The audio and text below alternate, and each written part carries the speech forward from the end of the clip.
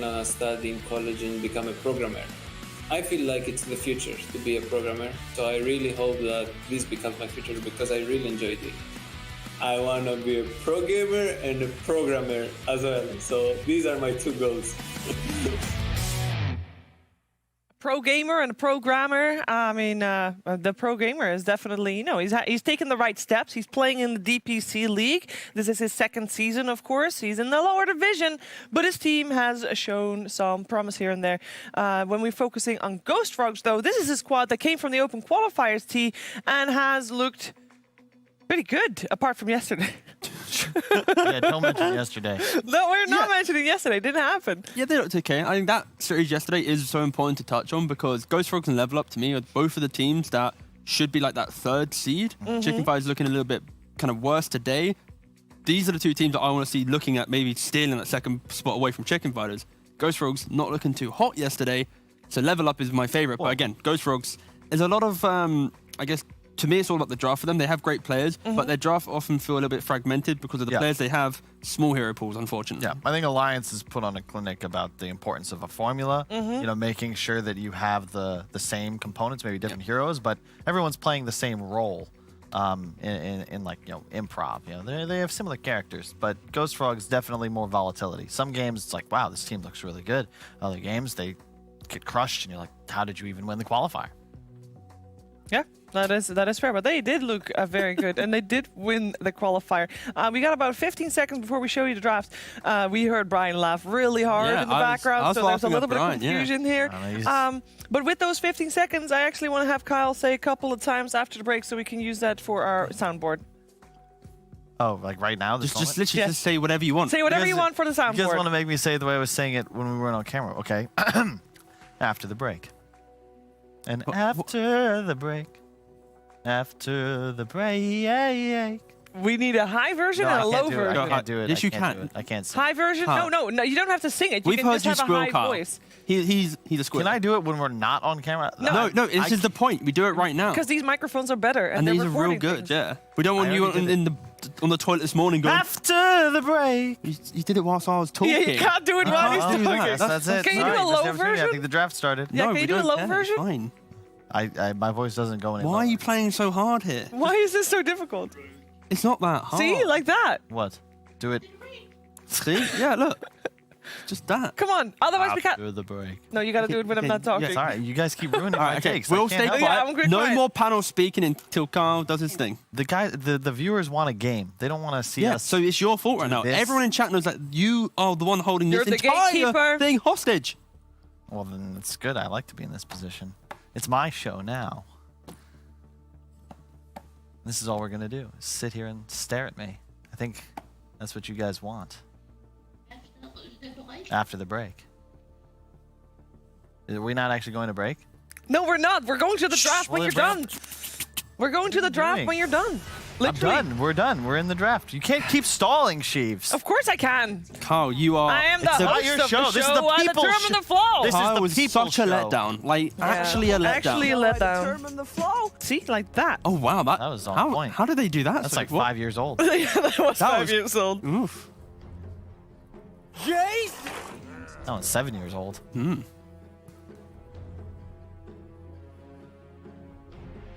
What are you looking for? What are you doing? I'm looking for a nice one to use. We don't have many yet. That's not a good yet. No, we need more from us. This one I'm concerned about. This one I'm really concerned about. Like, that is just aggressive. Yeah, that's pretty aggressive. Speaking of aggressive, we got a nice aggressive couple of openers here for both of these squads. So let's talk some Dota here. We got no Bounty Hunter on the Dire side, Ghost Frogs on the Radiant side, and opening from Ghost Frogs, Mars and Snapfire. Such a great combination already, but at the same time, the Tiny Grimstroke, pretty good too. Yeah, it's about area control versus skirmish. Area control being, of course, Mars and Snapfire, and then skirmish going towards the side of no Bounty Hunter. The bans from Ghost Frogs, like we just saw in the previous series, they don't have the first pick in the draft, so they're taking away Puck and Beastmaster. Beastmaster, of course, everyone knows it, and Puck, just a European little bit of flair. I think fundamentally what Ghost Frogs need to steer away from in their drafts is when they get a little bit quirkier, because Milan's hero pool is a little bit more skirmishy driven. He likes to play the ranged heroes. Sometimes he does play like the Earth Spirit or like an ET or something. But when they don't have that, it can often get quite loose where they lack frontline. So I like the fact that they have this early Mars pick to somewhat cover that a little bit. The respect from No Bounty Hunter with the Mirana and Lina ban, and at some point Kyle might say something about the draft as well. I'm reviewing my notes. You guys put me on the spot. I feel like... Are those his notes? Yes. What is it? Is it Twitch chat? Kyle's looking at Twitch chat. Let it be known. No, I'm not. I'm Oh, it's even worse. reading some of the community feedback. Why? Because there's a lot of bright people in Twitch. Why do you do that while you're at your job? Because that's what I've learned from the best. The analysis that those guys give is honestly unrivaled. Okay. Like, Why? Like, Yeah. I mean, take a lot of inspiration from my friend Rich W. Campbell. He learned everything. I'm just sad there's a delay on the stream. I feel like our jobs would be so much Yeah, better if we seriously. could tap into that, He's that just market. taking on the Yeah. personality of the Twitch chat hive mind, and look at him now. But look at Ghost Frog's draft now. Thank you. What do you think of that one, Kyle? Yeah, Kyle. Big fan of Phoenix. Think this hero is underpicked and undervalued. Could be first too, because yeah, in theory you can counter Phoenix. You can have egg hitters, but as a 4 position, I just think it outputs too much damage. I've absolutely love the fact that Ghost Frogs, they open up with the Mars at Snapfire, and then because No Bounty Hunter banned Mirana and Lina, it offers up for this Phoenix pick just to be even stronger. They pick the Snap themselves. Like the big 3 supports that counter this hero are automatically removed from the game. I mean, that's also a pretty big steal, right? Because surely... I mean, why would you otherwise ban out Because Mirana? so I guess Mirana is pretty darn exactly, strong, yeah. sure. These are the biggest heroes that Ghost Frogs have played around right now. It's the Mirana, it's the Lina, What? it's the active nature. Oh, I'm so jealous. What? The cat or the what? Dude, that's He has a so- cat scarf. Yeah, that is That is That is adorable. the dream. This is, of course, look Milan at- that you're seeing on your oh my screen. God. That is his rescue kitten. His mustache is glorious. The cat? This man, Milan, You can't really see the mustache. in the Milan, cat if that you're well. single, you're not going to stay that way for long. That's all I'll say. I think he does actually have a partner, I'm not surprised. but he didn't have the facial hair of the cat.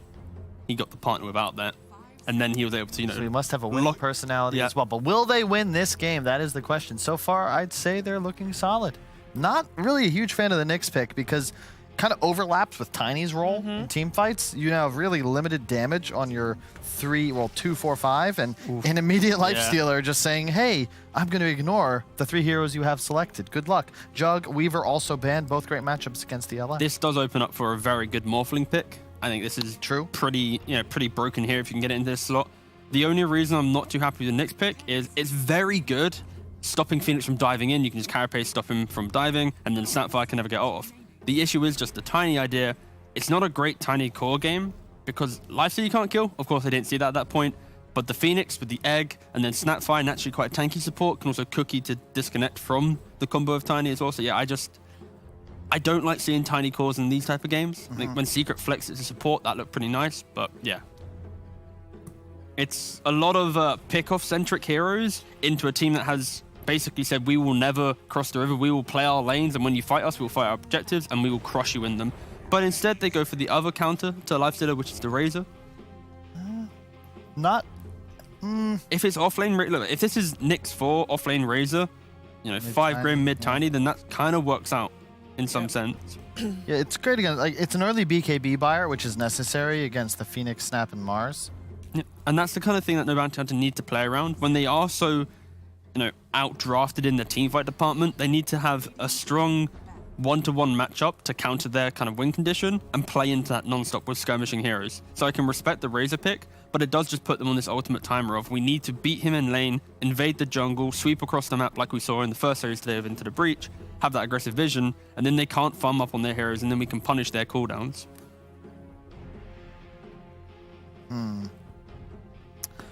The last pick, though, it's going to be tricky because you need some sort of sustained damage, but you're also, as you stated, a little limited on team fight. I think the Razor offlane makes more sense. I'd Put it like to see it directly offlane, against the Lifestealer. Exactly.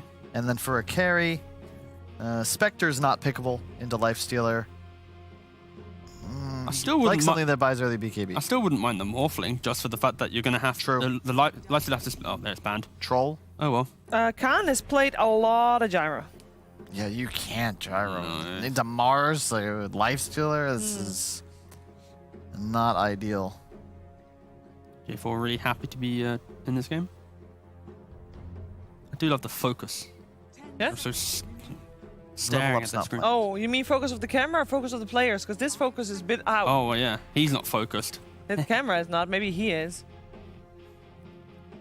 None of the teams are happy with their drafts. And they're focused.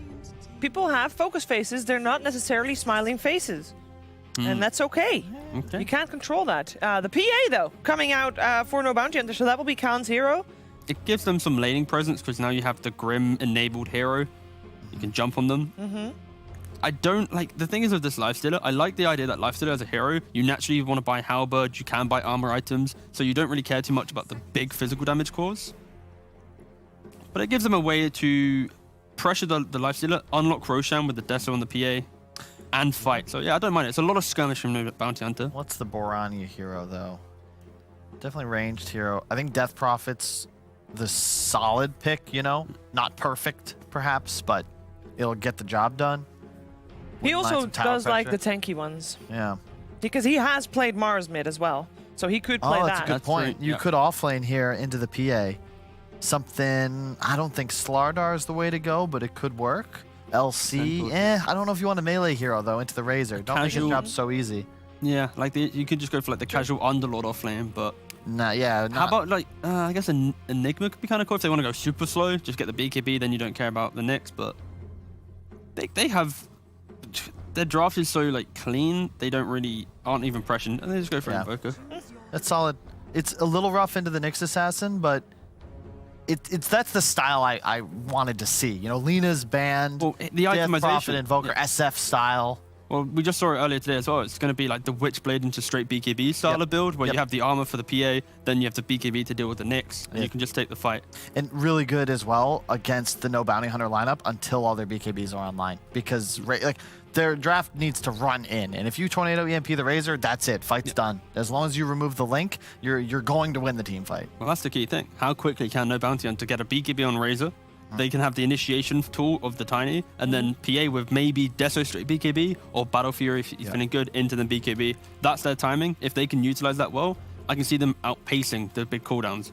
But if they miss that beat, then it's going to be quite difficult. The scaling is from Ghost Frogs. All right. What do we think, Kyle? Yeah. I think that this frog is going to turn into a prince. The ghost frog. Yes. It's a Kyle's winner. going to kiss it at the end of the How can end you of the game. kiss a Hero of ghost? the story. You can't kiss a ghost. It's Have you ever tried? I mean, Yeah. he 100% can kiss that right now. Yeah, he could Like, actually. He could go over there and give it a good old smooch Yeah. if he wants. When I was in high school, after I broke up with my girlfriend in Canada, who was definitely real, Definitely. ghost Yeah. for a little bit. Did you meet them on Minecraft or? Does getting ghosted count? And all right. Let's find out how RuneScape? this first game is going to play itself out. We're heading over to BSJ and Odie Pixel for game one. Thank you very much, Steve. Yes. What do you make of this one, Brian, from what we've got coming out for these two teams? Anything that sort of stands out to you as particularly strong this series?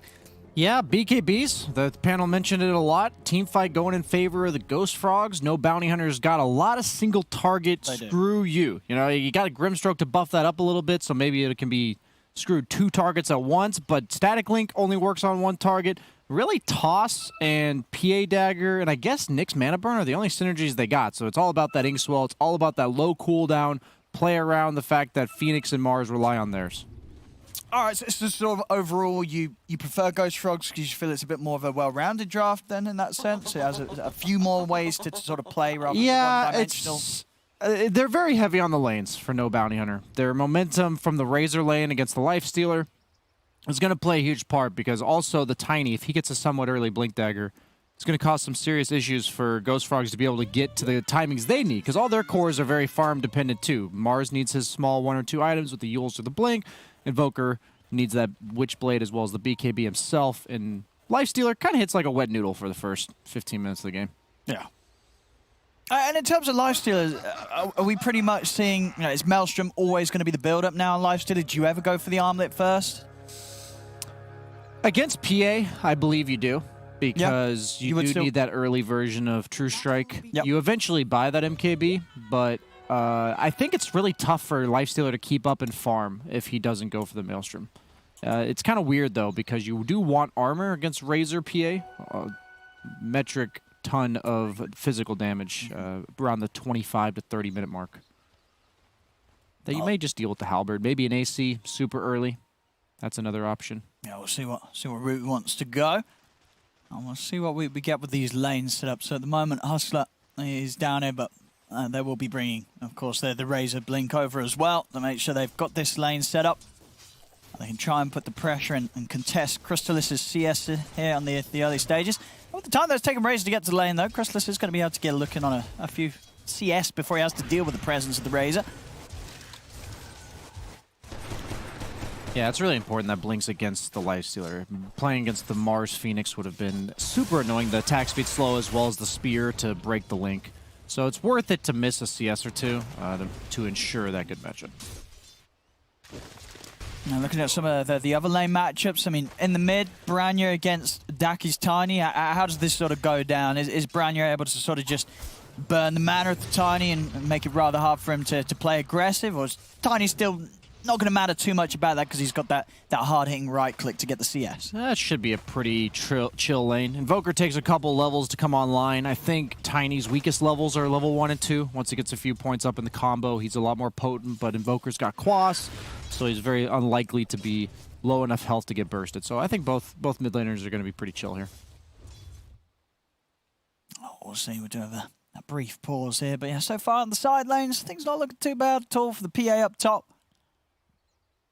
Pretty close beginnings here on these first waves.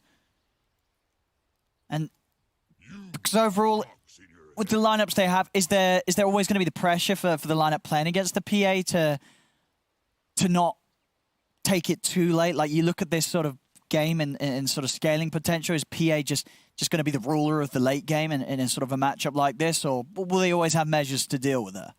PA is going to have that super powerful BKB timing. Once the BKB gets down to the 6 seconds, he may struggle to dish out the damage in teamfights. The supports at that point will probably have Ghost Scepters, Yule Scepters, stuff to kite out that 6-second BKB. But when he hits that BKB Deso Battle Fury, which is what we're assuming he'll go, yeah, that's going to be a scary timing. That if they can capitalize on that and get map momentum off of it, maybe an Aegis, I believe that's when No Bounty Hunter is going to seize control of the game if they are to take it. We'll see if he's able to get the setups on that good timing. And it's top lane. Khan and Flash trying to run down Toby a bit here, but with the spear at the ready, Toby's able to knock back Khan. And he's going to jump back in here with the buff of the Inkswell, closing onto Milan. Milan, he's already used the dive.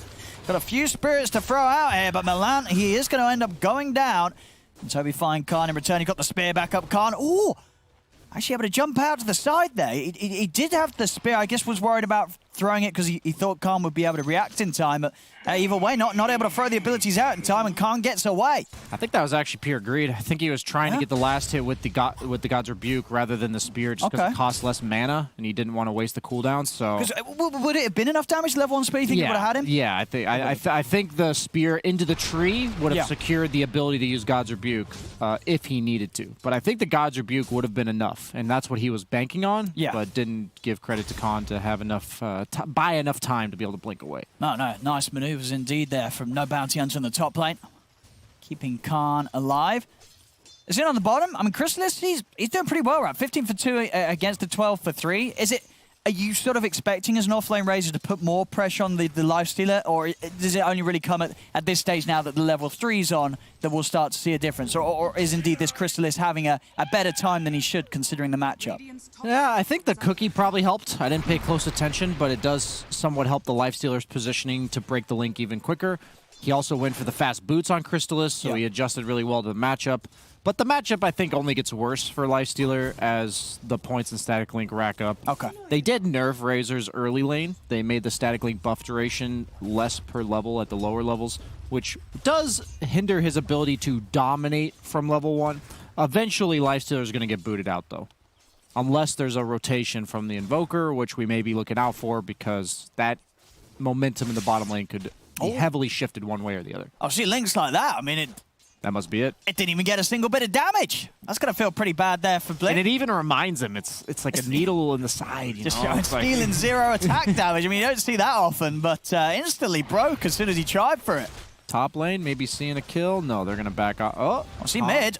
Daki might be in a lot of trouble. Up top, Khan holding his ground, turning towards Milan. Khan will go down, but Flash is able to bring down Milan in return. See over towards the mid. Daki's going to have to spend a bit of time away from the lane as he's bullied out by the Invoker. Bottom lane, Chrysalis is going to get cookied in onto Blink. Blink's dead. The damage there, of course, from the two of them. The setup of the cookie into the little shredder. Yeah, Link was still on cooldown for like a few seconds right when they went bottom. And top lane, it's even worse death for PA because the lane was pushing into his tower. So while he was dead, 5 enemy creeps also died underneath his tower. That's like the enemy getting 10 denies worth of experience because you usually get half, but you're just dead, so you get 0. No, that's certainly going to hurt. I mean, that's one of those situations where, I mean, is it ever worth as a carry to buy back in the early game to get the XP if the wave's going under your tower? If Do you your ever do support that? is not there and you see like 7 creeps underneath the tower, I will buy back as any role. Mid, carry, off lane. See top, we're going to have the Ink Swatch done, but Toby nicely done with the spear, pushes Khan away before it goes off. Khan's still going to jump in onto Milan, try and commit here for the kill on the Phoenix. Flash a little off the mark with a nuke though. So Milan's going to be fine, able to step away. Another super short duration Link. How much Actually, did he no, get I this? just heard it bottom. No, okay, it's 43 damage. Okay. That's something. Oh, see, top lane, Toby missing the spells here. Khan's able to step around the spear and the rebuke. He's going to run down Toby here. He's got Verify his pop, but Toby looking pretty dead as the Ink Sweat. Oh, he's going to look for maybe the neutral tonight. He's not able to get the aggro at the camp in time as Khan will get the kill. So now Bounty Hunter finally able to strike back and punish the aggression from Ghost Frogs up top. Yeah, they're kind of back in it now. It's all about who hits 6 first top. PA can be a threat to Mars prior to 6 if she has the crit available, but the Mars arena should spell her doom the other way around. A lot of very polarizing lanes in terms of who gets ahead. Oh, see over here, Milan. He's going to try and get in onto Daki, but Daki finding a very fortunate rune, and in fact, Milan's probably dead. Stun comes in from the low ground. Hustler able to get the kill. They've even got the toss of Piranha. They get him. He was trying to TP out as well. So not only dead, but now without a TP to get back to the lane. That's got to hurt, Brian. That's doubling down on how bad that death is, as suddenly all 3 lanes getting a breath of life as we see the Razor actually getting some Link damage, which is allowing him to get some good CS, catch up a little bit in the bottom lane after going down. Most notably, Mars is getting XP underneath his tower, but he was so many creeps and he was a level down that he missed a lot of the creeps. And they're trying to get onto Blink. The cookie, though, was kind of off the mark. Chrysalis ended up jumping straight over Blink, and now Hustler's able to turn. They take down J4. Chrysalis is going to look to get back into Blink. He stepped back in range. Okay. What's going on here? And Chrysalis, he's going to try and chase for Hustler. Hustler, he's trying to hide in the trees. Chrysalis, could he find him? He's got phase boost. He's taking quite a bit of hits here from the tower. Okay. And he's been juked pretty hard here. Hustler able to get away there. But some unnecessary deaths there. I mean, Blink, he really did not need to step back in range of the Lifestealer, but he did, Brian. Yeah, it's not even that great for Nyx to live there. He's going to have to walk back to base, and now he doesn't get a free TP. And that's going to be a significant portion of a hero like that's net worth. See top. Trying to get aggro here onto the Mars, but backup's inbound. J4 TP's over. It's going to stop Khan from jumping in aggressively. J4 not quite able to get the cookie hit, so Flash will live. Oh, he might have actually TP'd from bottom, so no bottle was going to get filled there. Broom handle, very nice item for Lifestealer this game, especially if he... No, he's going for the armlet. Okay. You like this game? What do you think he sort of sees here that makes him going to go for this? Of course, armlet, it's the physical item, damage from the Razor and the PA. Yeah. I think he's thinking, even if I have a Maelstrom to accelerate my farm, I may just be too squishy to actually participate in anything. Okay. And he has got great team fight, great setup around him. See pressure being put onto the bottom as Blink and Hustler watch from the trees. Chrysalis, he has got backup behind him though. No Toby's infest, ready and waiting with the arena. Daki heading in. He might just need to TP, but they're pretty confident they can take this. I mean, they're Milan, rotating a lot here. They're going to start the action off here now. Bounty Hunter finding Milan off to the side. Milan is able to dive away, but the Spike Carapace will catch him. And they got anything else to slow him down though. He's going to drop a tree, try and stop Khan from being able to get the vision for the dagger and the toss. And they still get him. They dive in, they get the kill. Toby's got the arena. Giving him the move speed with the infest. Trying to close him in so he can get a setup with the ult. Tornado off the mark as Hustler's able to sidestep it. as Ghost Frog's not actually able to punish No Bounty Hunter at all there. Maybe they'll at least get Hustler. Yeah, Toby's not going to mess around. He's going to commit for the kill onto the Nyx Assassin. He drops the arena. Will manage to maybe even not actually with the Ink Spell and the silence. Yeah, Flash, he's able to save Hustler. So all that huge dive, right up towards the tier 2 there by No Bounty Hunter. Ghost Frogs, they're not able to punish it at all, even with their Mars around. He just couldn't find an arena in time. Yeah, these are the type of examples where I'm really not sure who came out on top, because now Crystallis gets to TP top after J4 got some solo levels and pushed in the lane. So it most likely is going to be a tower trade. And I don't really know where Blink goes now. Razor, not exactly a hero that... We don't see him like the Timbersaw, where you take the tower and now you go defend your other tower. Razor can't really put himself in danger at this stage of the game. 3-man ganks will bring down a hero like Razor. So a little bit of an awkward map distribution, I think, for No Bounty Hunter now. Really, I guess the Razor's just going to choose to farm behind Khan here. Branya, a tornado. It's not going to save his life. He lasting long enough to catch him on the damage dealt on the way back down after the tornado. And Branya, he's having a bit of a rough one here. A few deaths now on the Invoker, starting to set him back. And definitely in comparison to Daki's Tiny. You're seeing already Blink. Big difference. He's got the haste rune to boot. Somebody's going to die. Toby's only level 6 as a Mars offlane, 10.5 minutes. That's the problem with Mars, I've noticed. You either have this like feast lane where you get to play there for the first 12 minutes, you're level 9 with the Yules, or you're level 6 with no item. Oh, Daki quick with the blink here. Branya trying to find that setup so Toby and Milan could follow up with the ultimates, but at the blink timing, Daki's just a little too slippery. Yeah, it's just what does Mars do now? Like, where does he get his farm? At least Razor, you kind of feel content when you see your PA farming bottom. Then you'll just hit up the newts. Mars doesn't necessarily like this stale game. Sure, you want to be a killer. Yeah. As Indiki has said, he wants to be the killer here. Daki's got the toss back. They get the catch. That's an easy one here. J4 doesn't stand a chance against the 3 of them. That's a gank tank if I've ever seen it. I think he's purposely putting himself in a spot where if Lifestealer is to get aggressed on, it would have to be in a specific path, otherwise you have to go through the Snapfire. I think that's an important thing to do as support. Remember to die for your cores, guys. PSA.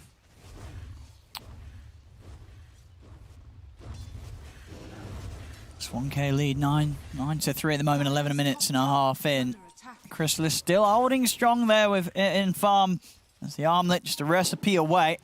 See, of course, Branya also going for the greedier route, getting the Midas rather early in his build this game as an Invoker. I don't know how I feel about this, because Lifestealer as a core, when you look at the net worths, you kind of expect whoever's on top to be doing the most in the game. But Lifestealer is a hero that does this and then continues hitting creeps. He doesn't individually make plays. He doesn't set things up. So you're expecting your bottom 3 net worth heroes, if you're going for a Midas on Invoker, to actually be the ones carrying you through this stage of the game. And you're against a PA. You have to apply some pressure. Yeah. You are not content trading farm. They're going to try it here. They're smoked up, ready to go, Ghost Frogs. See if this time around they can get the setup for the arena. It's hard with Daki on the front lines. As long as he's always able to blink to dodge the setup from Branya, it's going to be very hard for Toby to follow up with the arena, and they know it, Ghost Frogs, as they're already backing off from this mid area. You can tell, Toby and J4 just desperate to try and make something happen with their ultimates. They really want to find some action. I really don't like the way they're itemizing on Ghost Frogs. It doesn't mesh. So Lifestealer is going armlet, but the rest of his team isn't really capable of helping him fight right now. You don't have the best wave clear on your entire Radiant team, so he has no wave clear of his own. Invoker's going a Midas, means that he doesn't really want to fight instead of the Witchblade that we were talking about to get you through the stage. Maybe Invoker's thinking we should go late, but then if they're going to go late, I don't think you win that against PA. Sure. When you have your carry against a Razor, and Tiny's going to be hunting you nonstop, and they have Tiny Nyx. You can't go Midas, man. No. Like, you can't go Midas against Tiny Nyx. You think he's going to struggle? I mean, he's had a rough start, Branya. Do you think this is one of those itemizations that he's going for as a response to having a rough beginning? Yeah, but you'll just keep dying, though. Like, that's the problem, right? You have to almost build to survive. You know, like, if they have light pickoff, and you're behind, that's when you go the Midas. You're like, okay, I got to farm my way back. They have strong team fight. I can't fight them yet, but I should be safe. But you're just going to keep dying like this. And you feel like if you're Crystalis in this sort of situation and you see that your Invoker's having a rough time going for the Midas, you're sort of saying to yourself, well, I should have bought a farming item if we're going to play that sort of game. Yeah, that's what I mean. Their timings aren't lining up. Like, I don't know, based on what I'm seeing, when they're supposed to do something. And you're against a PA. Who's at the top of the net worth. And the biggest thing is whenever I'm farming on Ghost Frogs, if you compare their pickoff threat to a tiny Nyx, it's just, it pales in comparison. So that means if both teams are playing the farming game, you have one side with a PA that does not feel threatened, and the other side that feels extremely threatened, and they don't scale as well. It just doesn't bode well moving forward. It certainly looks to be a tough start here for the Ghost Frogs. See what they are able to achieve still. As you say, PA's up there at the top. Crystalis is behind, so I think a lot of eyes on what Crystalis is able to pull out this game as his lifestealer is that the farm's certainly there. I don't like any of this. Branya, they caught him again. It's going to be another setup onto the Invoker. Branya having such a tough game as they've really got it out for him, hunting him down every single time. CJ4 able to cookie down to the low ground. He'll get away. But, I mean, no bounty. They've really got it out for Branya this game. They're not letting him play Dota at all. Crystalis TP'd here.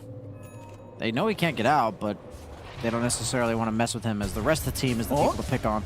They're going to try and get something going here, but the spear's off the mark. They have the Phoenix egg.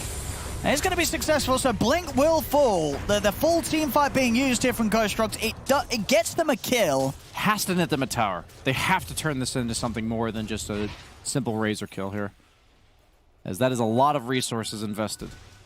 So get this tower off, this volley of ultimates. Second volley of ultimates, let's get a Roche. Oh, look at this stack, though. Oh, so juicy. That they don't even move. They just take it. Oh, all the money here for Khan.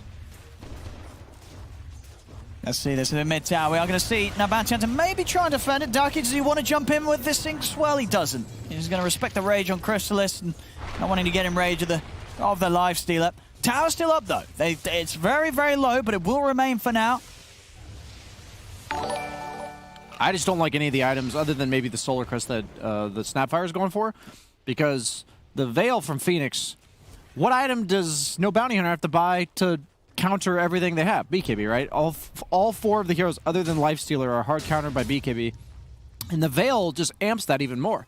So I would imagine that since they have to buy BKBs anyways, you would buy items that kite the BKBs, rather than buying an item that's also countered by BKB.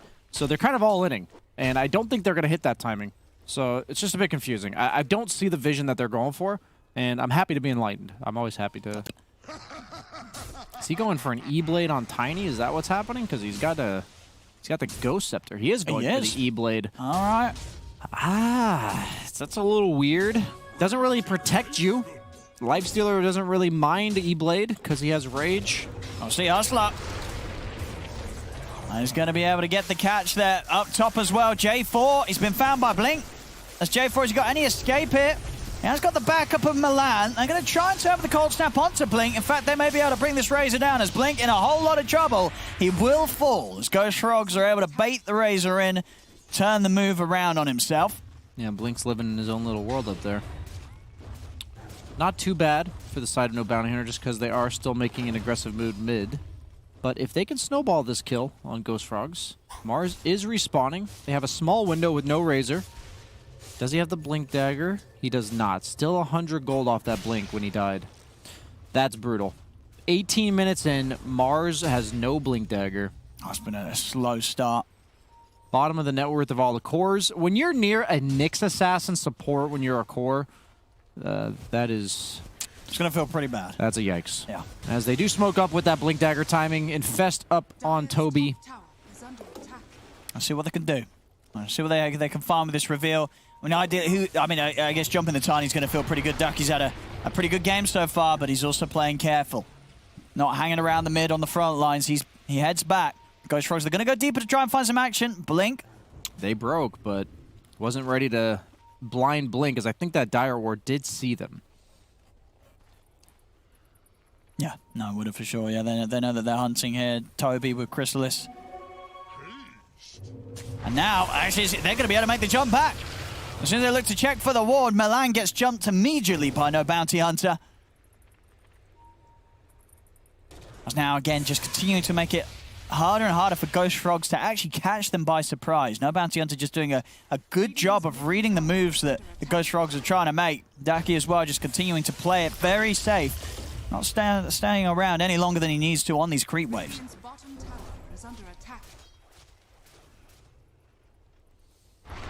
And we'll see. I mean, pretty much as soon as that Blink Dagger was done on Mars, as you were saying with how close the game is between the Nyx and the Mars. Nyx, he's pretty much got his. He's going to have his jump ready for the next fight. That counter playing. Of course, for a lot of these heroes, it's going to be pretty irritating. In particular, you know, Milan and Boranya. They've got to watch out for the damage and sort of the trip up that Nyx can cause against these AoE abilities they'll be throwing out.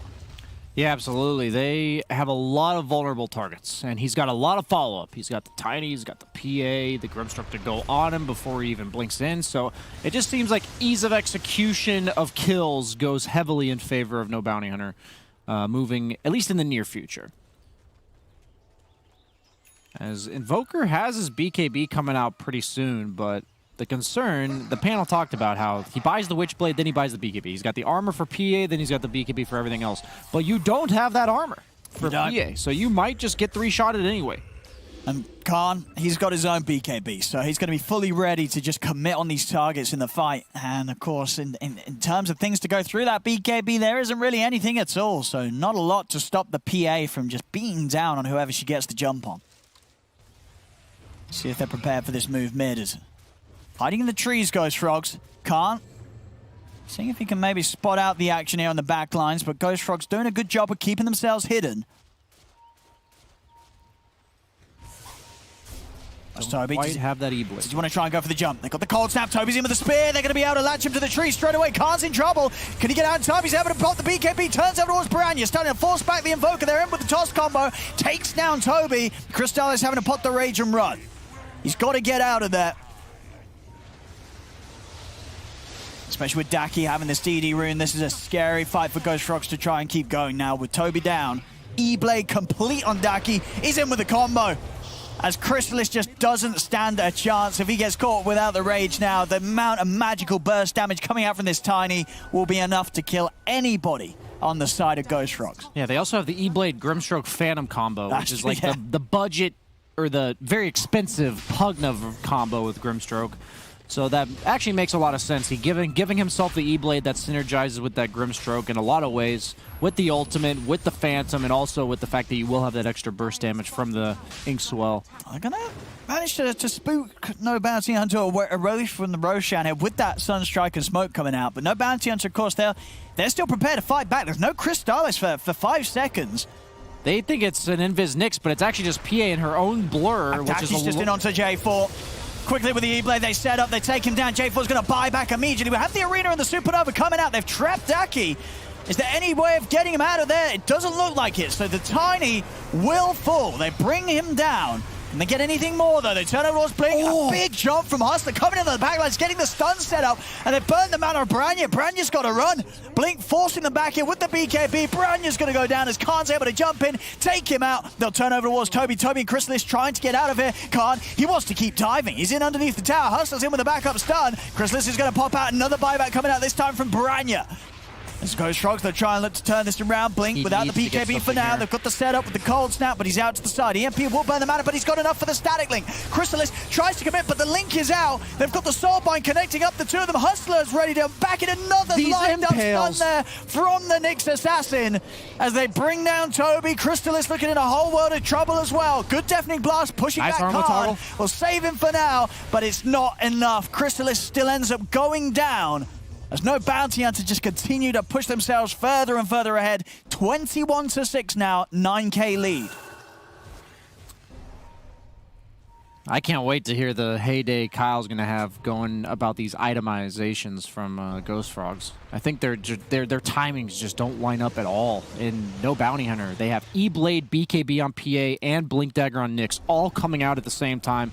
BKB now done on the Razor as well. So you can just see the difference when people line up the power of their heroes to all come online at the same time. As that team fight, it just looked so much easier for No Bounty Hunter to play.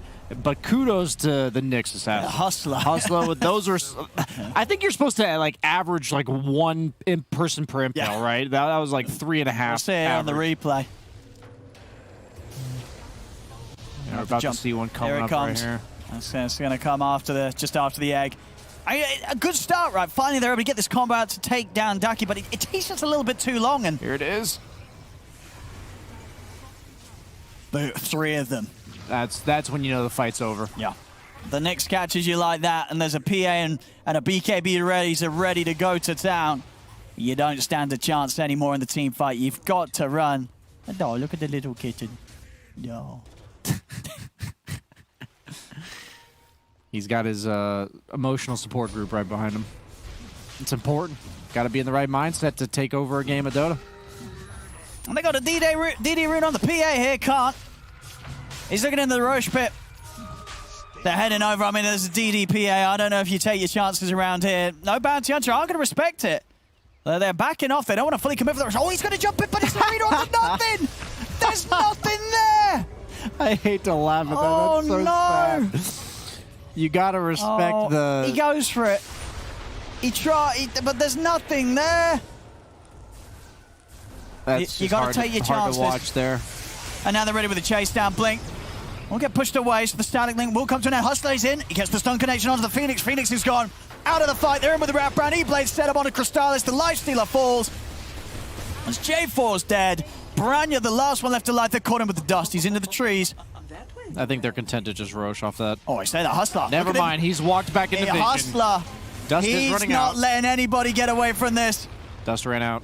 Perfect time. Oh, wait, did he come out? I think he must have gone. Yeah, because he was lost like an eternity, so. All right, I mean, all in all, it's just a rough game all round here for Ghost Frogs. They're having a tough time here against No Bounty Hunter as... Yeah, they had no detection for him there. He was going to be fine. The duration on Ghost Walk is confirmed to be an eternity, 100 seconds long, so it was not the end of his Ghost Walk. Is that actually the number? I know it's yeah, I just looked at it. I've never seen Ghost Walk time out before. That's why I'm like, I know it's a really long time. 100-second duration. Does anything else have 100-second duration? I can't imagine any other invis or status having 100 seconds in Dota. How long's in power? It's like 45 or 50 seconds. I'll check no, it it's right now. No, it's longer than that. Yeah, it's actually pretty short. Really? Yeah, I think it's 45.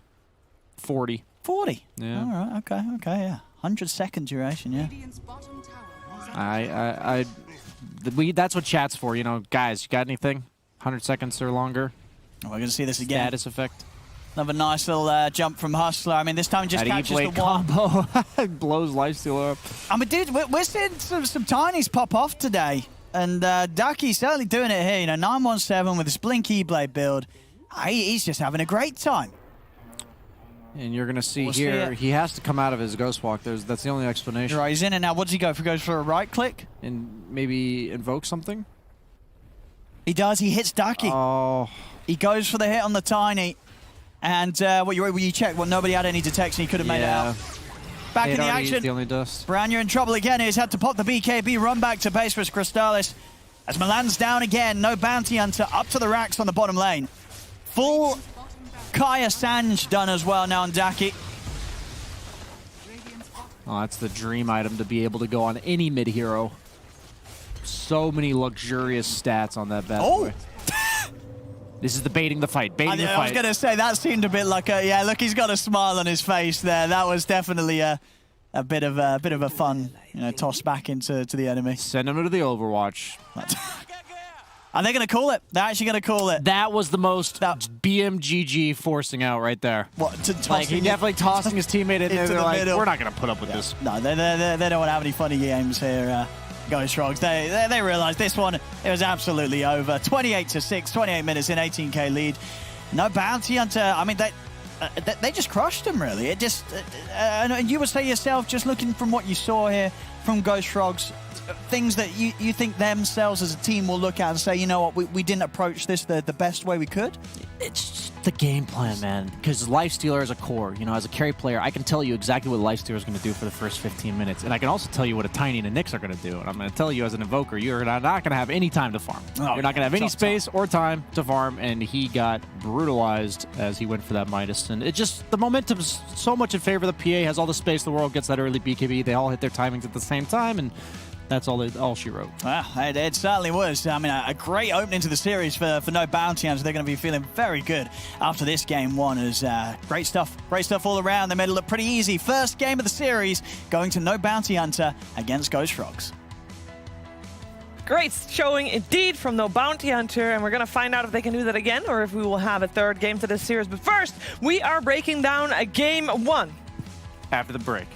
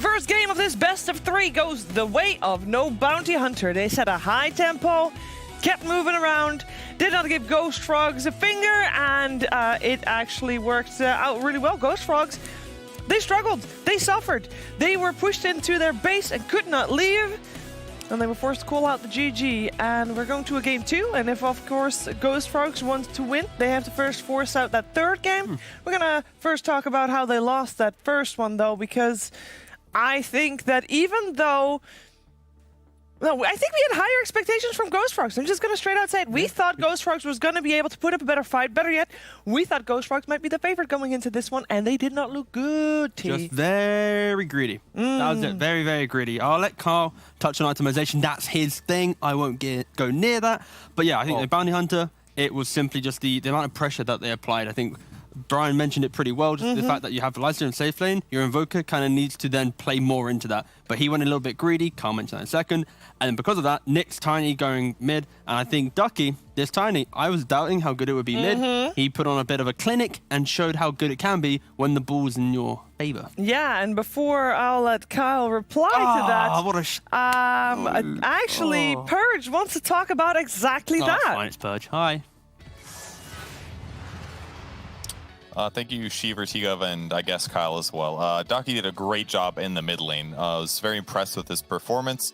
One big mistake he made here was going for this range creep. Great glyph by the Invoker to prevent him from getting that into lane his grab and getting more right clicks in before he grabbed runes. But he used the pass through to grab the water rune and the bounty rune. Then he swung mid. And Invoker making a moderate mistake by not going for the water rune at the top.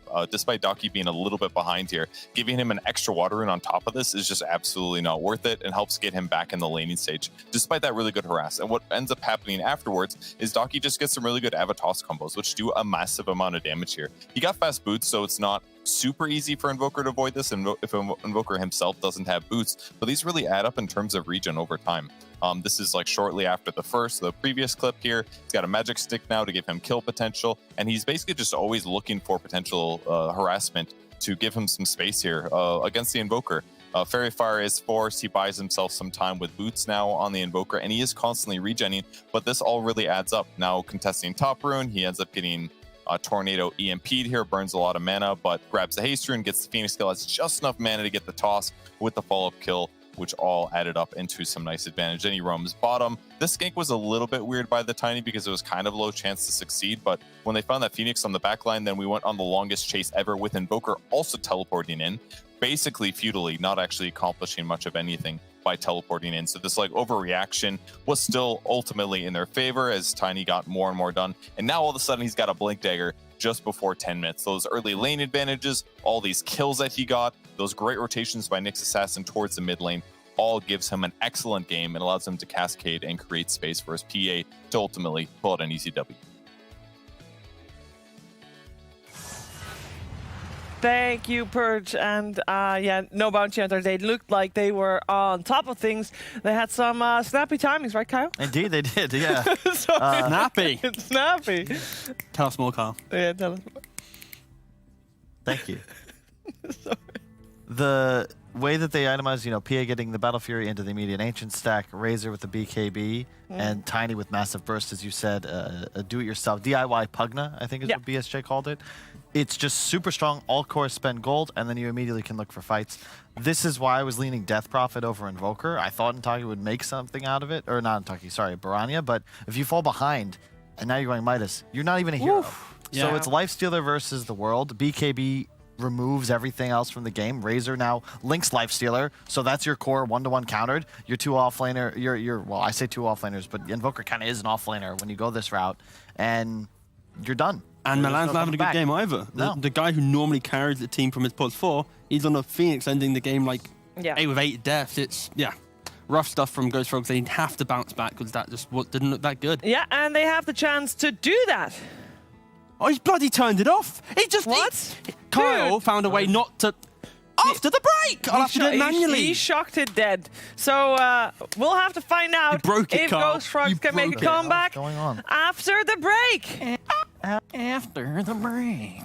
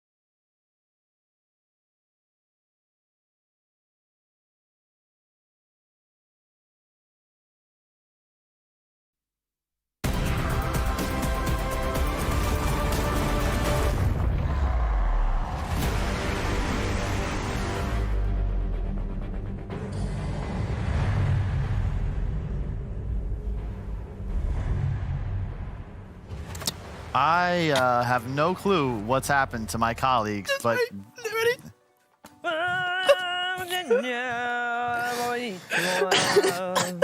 all right, well, we're it's back. yum. We're back to DreamLeague, powered by Intel, here with Game 2 of Oh, Ghost thank you. Frogs Yeah. versus No Bounty Hunter. We're in the draft, actually. That's Oh, crazy. perfect. Yeah, it Wow. was really cool.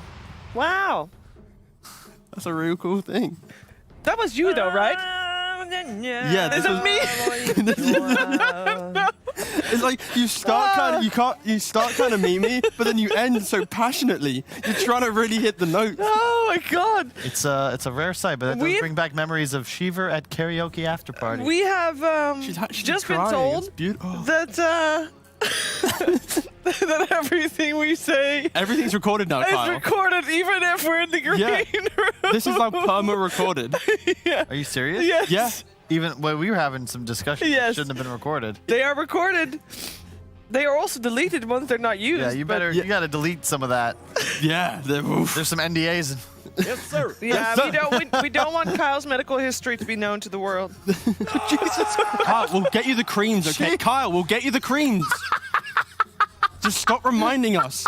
They'll be delivered tomorrow. Just one more night, Kyle. Never one telling more. you guys about weird rashes ever again. Good. Okay, so Hustler, but this lad, but before we go anywhere, Yeah. that lad we just saw on screen, his next performance, very, very strong. And I think he is becoming soon the MVP of this team. When they do play well, it's off the back of his position 4 and what he brings to the game.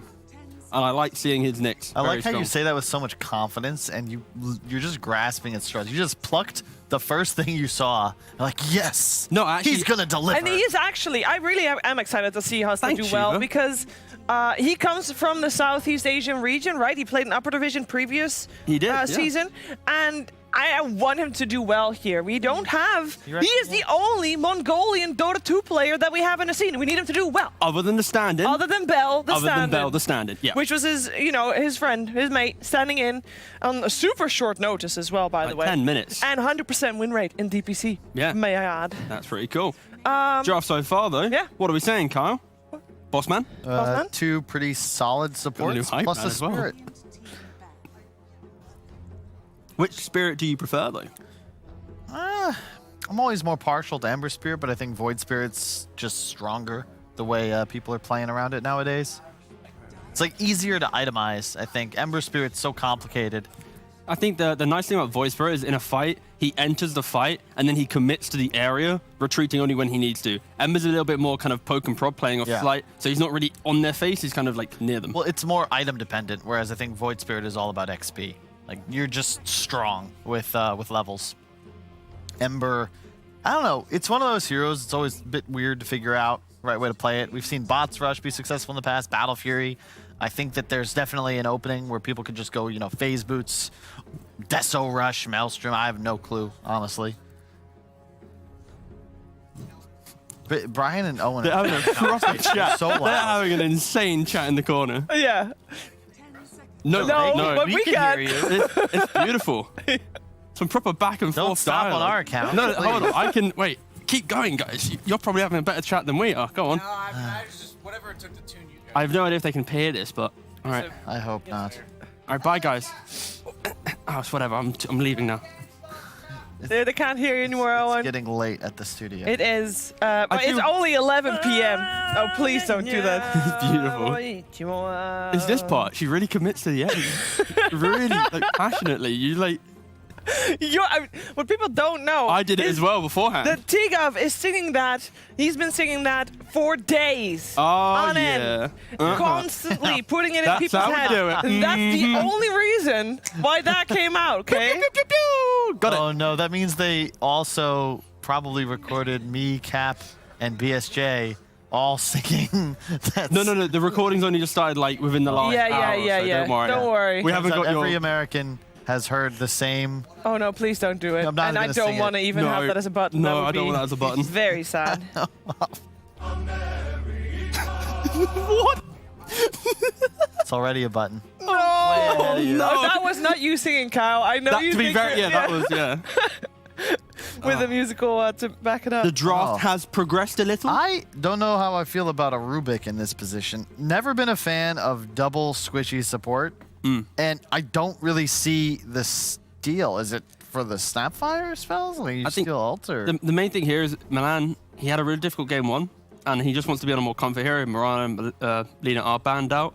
So I can fully respect him wanting to go for one of his more stable heroes, the Rubik. He has popped off. There's been many tweets from his social media about how he makes these big plays on the Rubik. Of course, there's not many big plays to play here, but Rubik's not about the flashy skills, really. It's about the lane secure, the constant pressure. You buy the shard, you're a little bit more safe. There's a little more versatility to him now. This hero is so underrated. It has everything you need. You're a strength hero. You scale well. You can buy armlet. You're illusion-based. And you never have to leave the map because you're built-in crit lifesteal. When we saw Khan play it on Monday, he did really, really well on it as well. This hero is beast. It's rough against Ember, who gets farmed. I was going to say that, yeah. That's the only fear I have right now is Ember is naturally an illusion killer.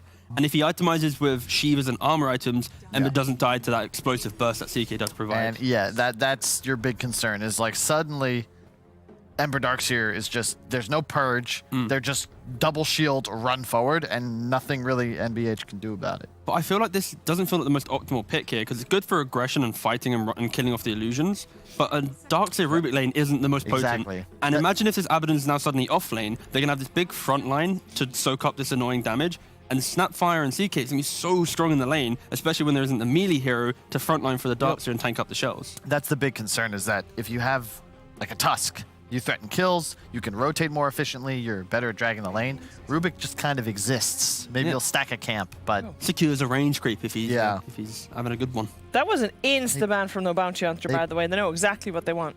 Yeah, well, Ghost Frogs Crystallis doesn't play themselves.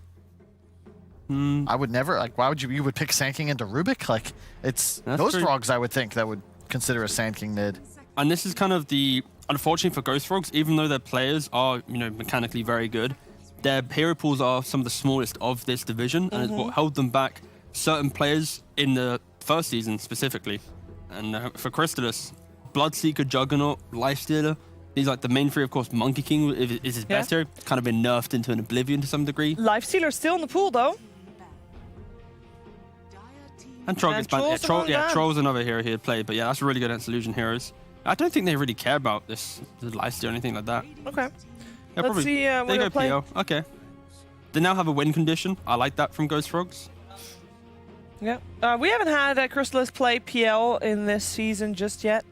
This will be his first showing of that. We have seen PL at the start of the season quite a bit, but it has fallen off a bit as well. A little bit. The pace of the game is very much leaning on you need to be able to have presence on all cores. Like even when you think about the Alliance series where they have radio heroes, they're joining the fight. Go on, Carl. I was just thinking Leshrac. I think the CK almost has to go off lane, but it's a really wonky lineup. CK carry, Void Spirit can go off lane. Okay. And then you just put the Leshrac mid. Yeah. You need something to clear illusions that just spits damage. You've got survivability behind it. Storm it's the classic band. counter to the PO. Yep. And when you're talking about hero pools on Ghost Frogs not being the greatest, how are the hero pools on No Bounty Hunter? Because they would need to have a big hero pool if you want to be able to flex stuff like that. The heroes they picked so far, they do play multiple roles. So they're not kind of going too left field. Like Blink would play the Void Spirit or the Abaddon. Flash would also play the Snap or the Abaddon. Like, there's not too much kind of craziness occurring here. They're simply discussing how are we going to kill the PL or how are we going to shut down the PL. Is it with that instant counter or is it the pace of the game that we might set? They go for the Underlord. I like that because their other concern was the Ember Spirit Darkseer combo. So you needed a pipe hero. If Abaddon will be support, this last pick kind of has to buy pipe. And you also now get control that was necessary. Yeah, Underlord is the counter to PO in lane. Going into the game, the PO doesn't really care too much because you can kind of just play around that. You have all the items to drain his mana and ignore. But this is very much No Bounty Hunter. They play strong lanes. PO has to retreat to jungle. The Ember hasn't got these free kills on mid. And then they force the objective because there isn't really much substance to the draft. There isn't really much threat outside of PL having farm and Ember Darkseer meeting up. So it's pace. If they can play with pace, they're going to be in a great spot. I think that the Ember, if he can get one good rotate onto the CK, kill him a couple times, Khan's net worth progression is really what's going to dictate whether or not No Bounty Hunter have a shot in this game. Because I don't think you're a terrible hero against PL. It's just that simple. I don't know if you can buy a Battlefield or a Mjolnir or something to help out, but he can't. Is this game like, is PL, if the game goes super late, is PL strongest hero in the game? Oh yeah. Or, yeah? Yeah, it's near impossible to kill him.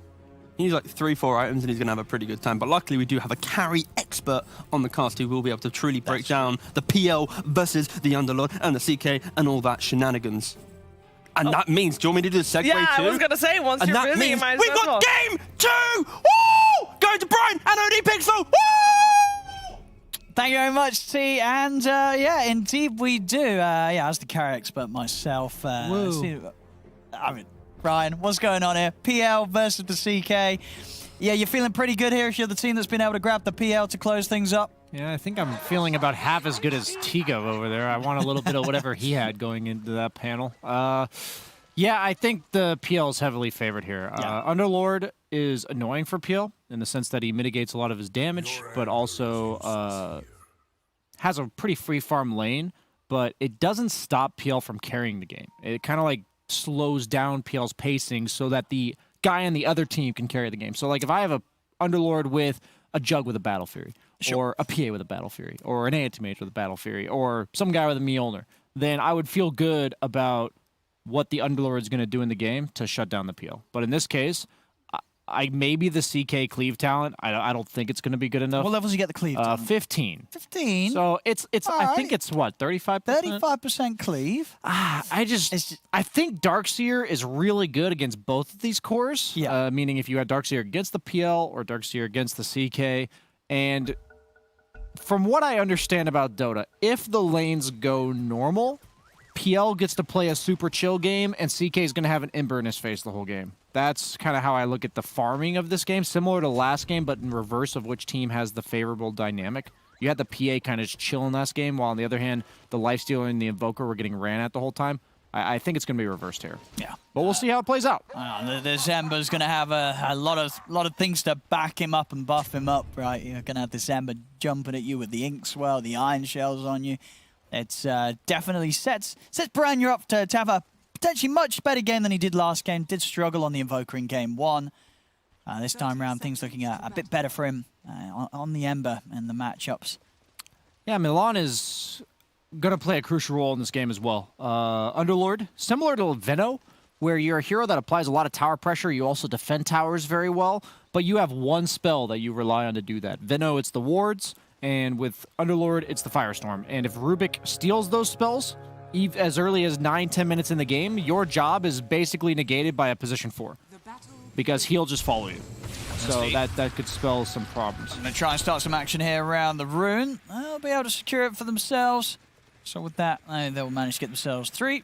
And the bounty runes here to start things off. No bounty hunter. Of course, no follow-up catch, though, to try for a kill. And we'll see what lane setups they settle on. Looks like nothing too surprising. Snap and Underlord heading up towards the top lane.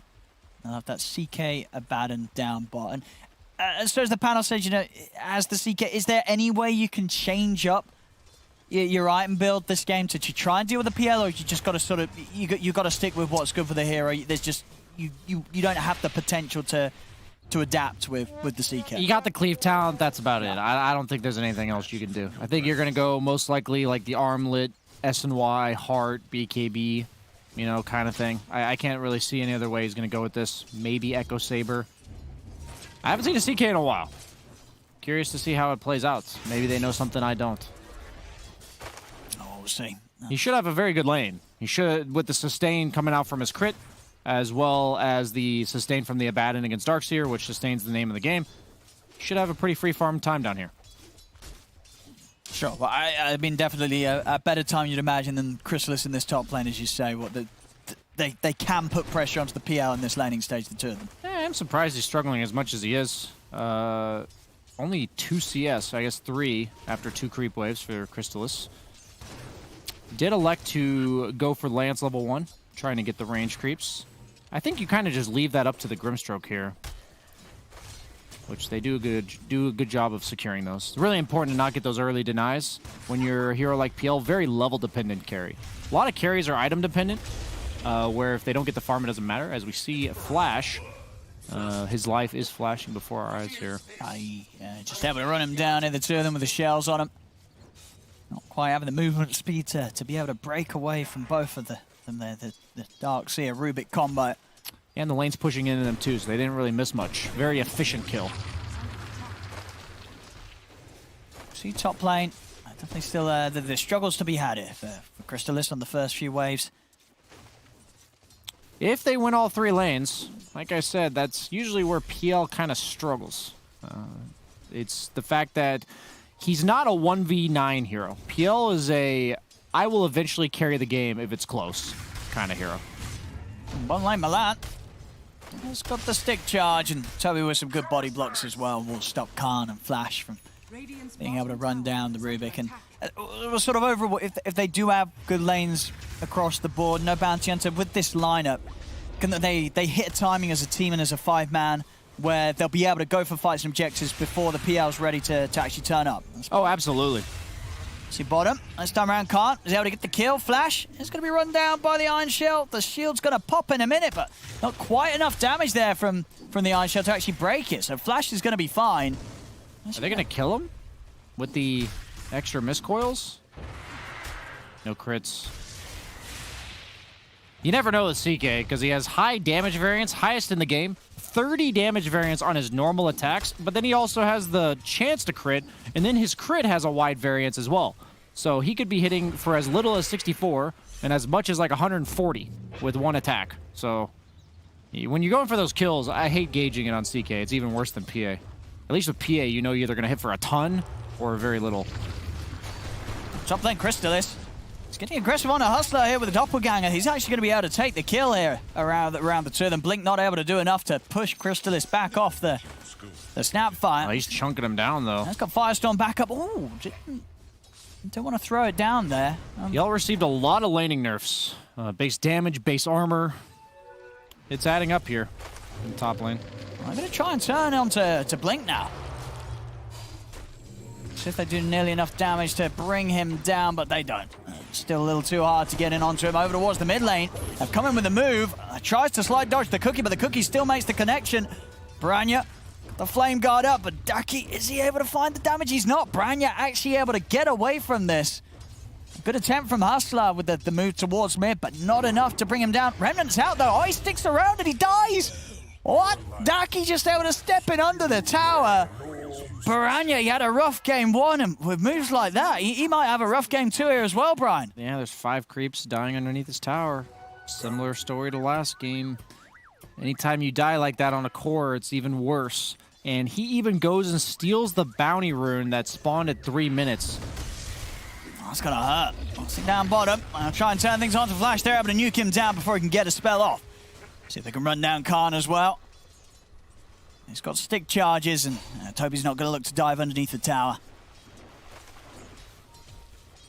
Yeah, the laning stage definitely a concern. Darkseer is off to a good start, which is great. Surprisingly so. Looks like they probably took the big camp. The fact that they're letting that spawn on the side of no bounty hunter, I think, is a problem. Because CK, Abaddon, you have really nothing to do with that big camp for the first 6 minutes. You're not going to farm a stack or anything. Meanwhile, they're getting that extra gold on the Darkseer. See top. Another attempt to get aggressive onto Hustler. I couldn't quite get on top of him before he was close enough to the tower.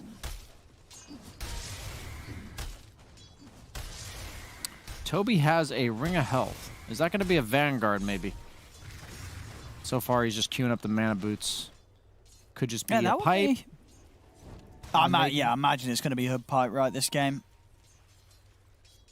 Some of the Darkseers for a while were rushing that Ag Scepter, but feels like without the Greaves pipe build, you just feel underwhelming in teamfight contribution. Mid. Don't want to get aggressive on Branya whilst he's still pre-level 6. They're in with the jump. They've got the burst. Branya's out of the lane again. And a regen rune. Just really nice moves here from the Hustler, just making this mid lane a right nightmare for Branya to turn up into. Just being able to kill him off 2 times now before he hits that 6, that's really going to hurt. And you're seeing the big level difference now. Daki, he's level 7.5, whilst Branya still yet to hit that level 6. He even has the regen rune to tank the tower longer. Stop Blink. We'll be able to take him out. Back over into the mid. Branya's back in. I mean, he's still got to be pretty careful here. Flash making his way over. Milan's chasing him down. Fatebolt not enough to take him out. Now Daki's going to look for the jump over towards Milan. They'll get the catch here with the Remnant. Milan's trying to run. He has stick charges to work with. Daki should have another jump in the second, so Milan will try and juke, but Daki's found him. They're in. They get the kill. Branya is able to get in. Picks up the kill onto Flash. That'll give him the XP to get his 6. Yeah, I will say that I did not know the interaction between Cookie and invulnerability spells, such as Dissimulate, where you take yourself off the map, and the Cookie just disappears into oblivion. That is what I've learned. I guess, yeah, gotta be a little careful with how you run those combos. Of course, that time that wasn't needed to make the full connection. Only something to bear in mind when they go for those sort of plays. Both carries have gotten their ultimates up. CK using it off cooldown to get that farming speed. Chrysalis will accelerate as well. Mid Branya. Just so much damage each and every time. They get the Cookie connection, Hustler. Yeah, further hits in. J4's in with the backup. They're going to look to turn things on to Hustler. Hustler's got Flash with the backup available at the side. They'll try and separate Flash. Milan, good control. Stops Flash from being able to get the save off, so Hustler will end up still going down. That's all he's in. Oh! Oh, Daki. Makes him cancel the He TP. does. It's going to make him have to walk back to base there. And it's been shielded and healed up by Flash with a mist coil. Daki ready to continue to stay aggressive around this mid. He's looking for Milan. It's Milan trying to juke this out, but Daki's in with the Simulate. Another telekinesis, but Daki closes the gap. Gets the kill with the Astral Step. Yeah, just par for the course for Flash here. He's now died, I believe, 4 times. 0, 4, and 3. Almost all the kills for Ghost Frogs are on that Abaddon. Can't. He's gonna try and turn and get aggressive here onto Toby. Blink comes in. He's got the root control. Khan having a kite to the side though. Falling a little too low on the CK. Toby gonna continue to try and run. Yeah, but PL's free farming during all Oh, this. he's going for the TP. I mean, he's gone, Brian. That was. He could have just walked away. Instead, he did a 360 and went the other way. I guess he was chancing that they wouldn't check the high ground and assume that he ran, but they checked. They headed up there. I will assure you, in the 1 week European pubs, or 2 weeks, I guess now, they will check the hill. They will chase you until they have been proven that you are not there. So I would expect him to know that too. I was in sort of TP's been a bit of an enemy here for Ghost Frogs. I think we had sort of 3 at least being cancelled already this game by no bounty hunters plays. It's Branya. If your net worth was based on your TPs that you got this game, Flash would have so much net worth. As he almost racked up another one. Yeah, does the TP scroll count as now? It doesn't count as net worth. No, I don't think so. Does it not? I mean, you it can't is. sell the free TPs, so I would assume Okay, they so don't it doesn't count count as yours. as, but I can't a say shame. for certain. No. Oh, brief pause here. 6 to 7. I mean, you said, you know, to have sort of a chance against the PL in a game like this, they've got to come out well of the lanes. Do you think they've come out of this first 10 minutes good enough here, no bounty hunter? It's been pretty solid, but I think there's been a few mistakes on both sides, and those mistakes have now netted PL free reign at the top lane. Yeah. With Underlord being forced to rotate bottom.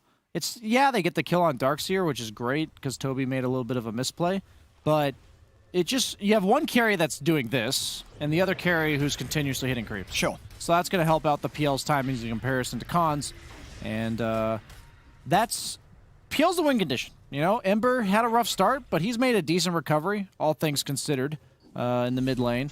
Void Spirit, who was almost 2 levels ahead at this point, is barely a level ahead now.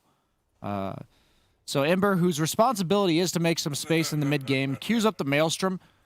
I don't really know how I feel about that. I don't think it's his responsibility to kill the CK. I think it's more so his responsibility to amp up the PL's damage later. Like, I would have loved to see like a Desolator or something like that, where you could even go the Solar yourself. I've seen Ember Spirits go all types of items. I just don't think he needs to be a damage outputter. Your 2 supports are really good damage. Your Darkseer is reasonable damage as well for you. Like, he'll make you do the damage. When you get in there with your Flame Guard, they don't have a way to dispel it. Sure. So I guess they have the Yules being built on Void Spirit, which I like, by the way. Very good. Like, you just feel that, you know, the PL will carry the game for you here on Ghost Frogs as long as you're able to to sort of maintain control and I set have not things up, liked clean up. How do you even say his name? Baranya. Baranya. I have not liked Baranya's items these 2 games so far this series. His Midas on Invoker, I think, told me a bad vision of the game, and then with Maelstrom, I just don't think it's his role to do damage this game, because he's got a lot of innate damage, and then he's got somebody who's going to eventually carry in the damage department, and you could just make your teammates do more damage, which, you know, I'm just a critic. I'll see this earlier move around the mid. I believe this is the one where... I like his move to run in here deep with the haste rune. This is where we're going to see the TP cancel, right? It is, yeah, indeed. Baranya is able to get in. It's a nice play. Milan just making sure they can get the kill without Flash being able to save. And then Daki, he's ready for this. He knows he's going to head back. And then, boom, straight in under the tower to make sure that Baranya can't get the easy reset with the TP out and returns the Remnant. And it's going to have to take the longer route of walking back to base. I don't think he saw him there. I think he just assumed he was sleeping. That was a pretty cool move, now that I'm watching it back. Yeah, it's nighttime. They don't have any deep vision behind the tower, so that was just a... I mean, yeah, well, I guess either way, because the Ember was already kind of low. You know, it was Daki saying, hey, I can either get the kill, or, you know, maybe... He's either TPing or I could kill him. Yeah.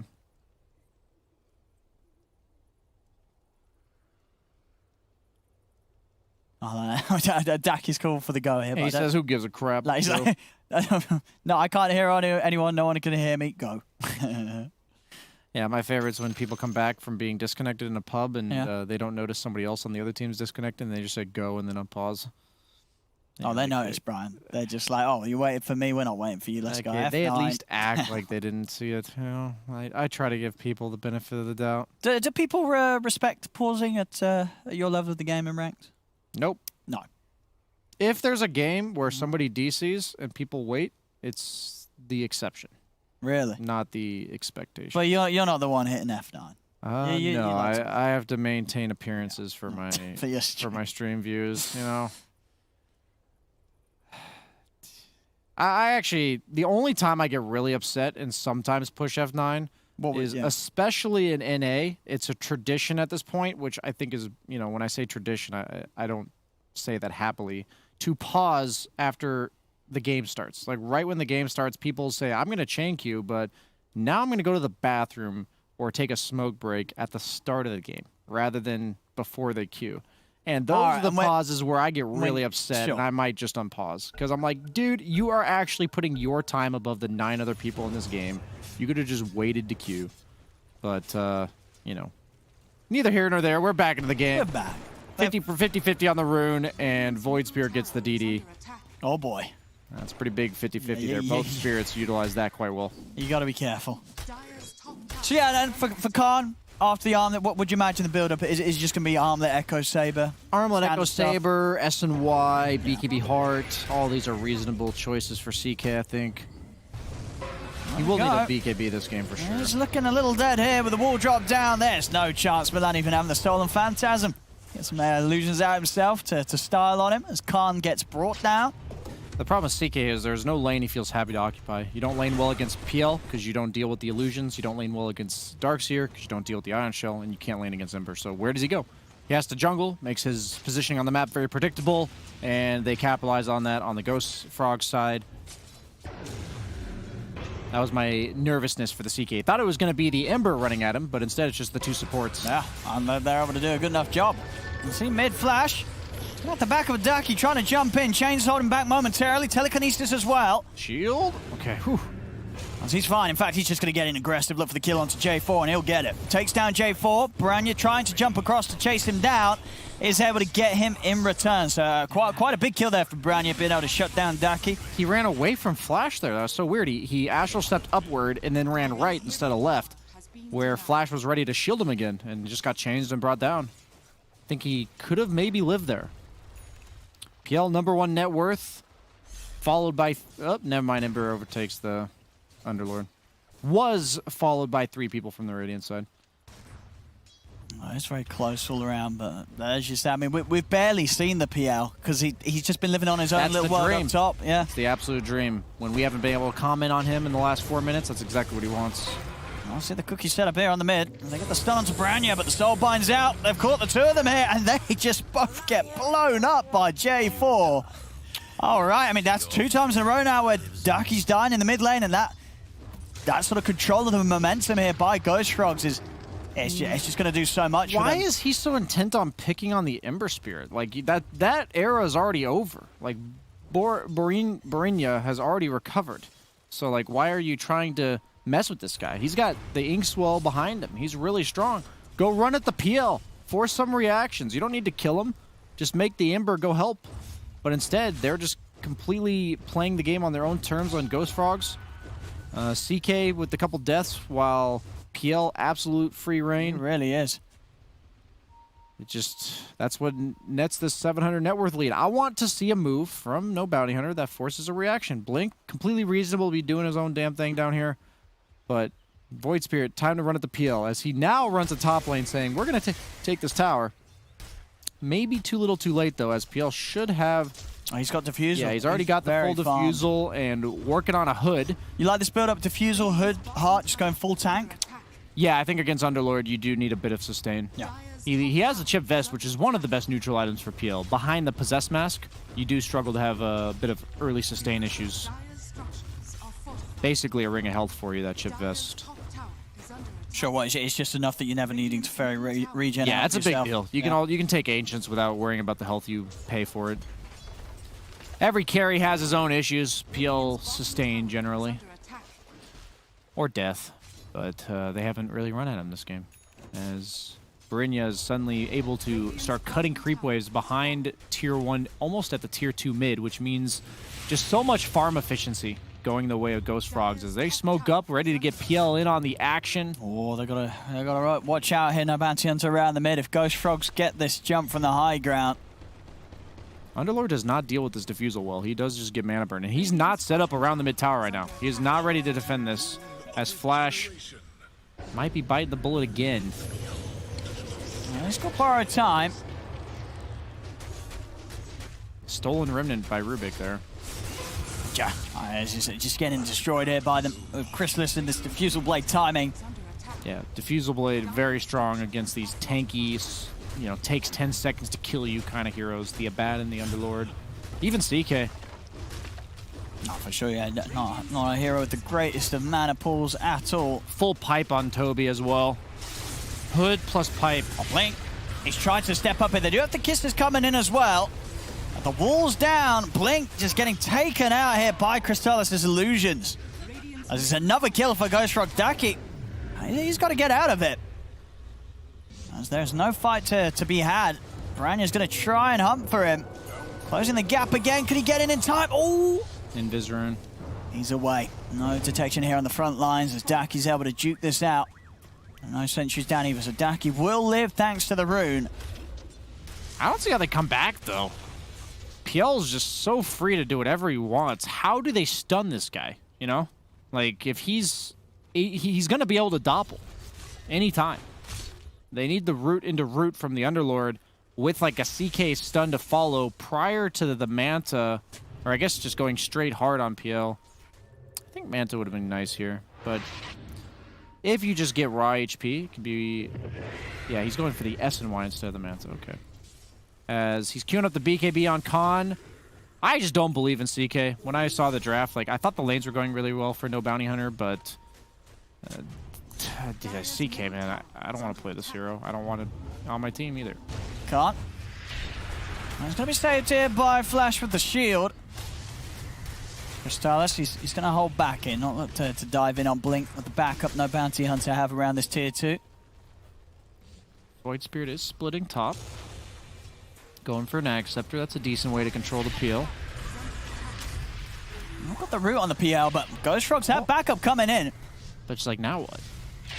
He's just got a Hood, plus the Chip Vest, plus 20 wand charges. He's got a lot of EHP. Even gets salved. That's right, Milan. Support player. Salve me. Actually, it's from a shovel. It's not the same. He didn't have to pay for that.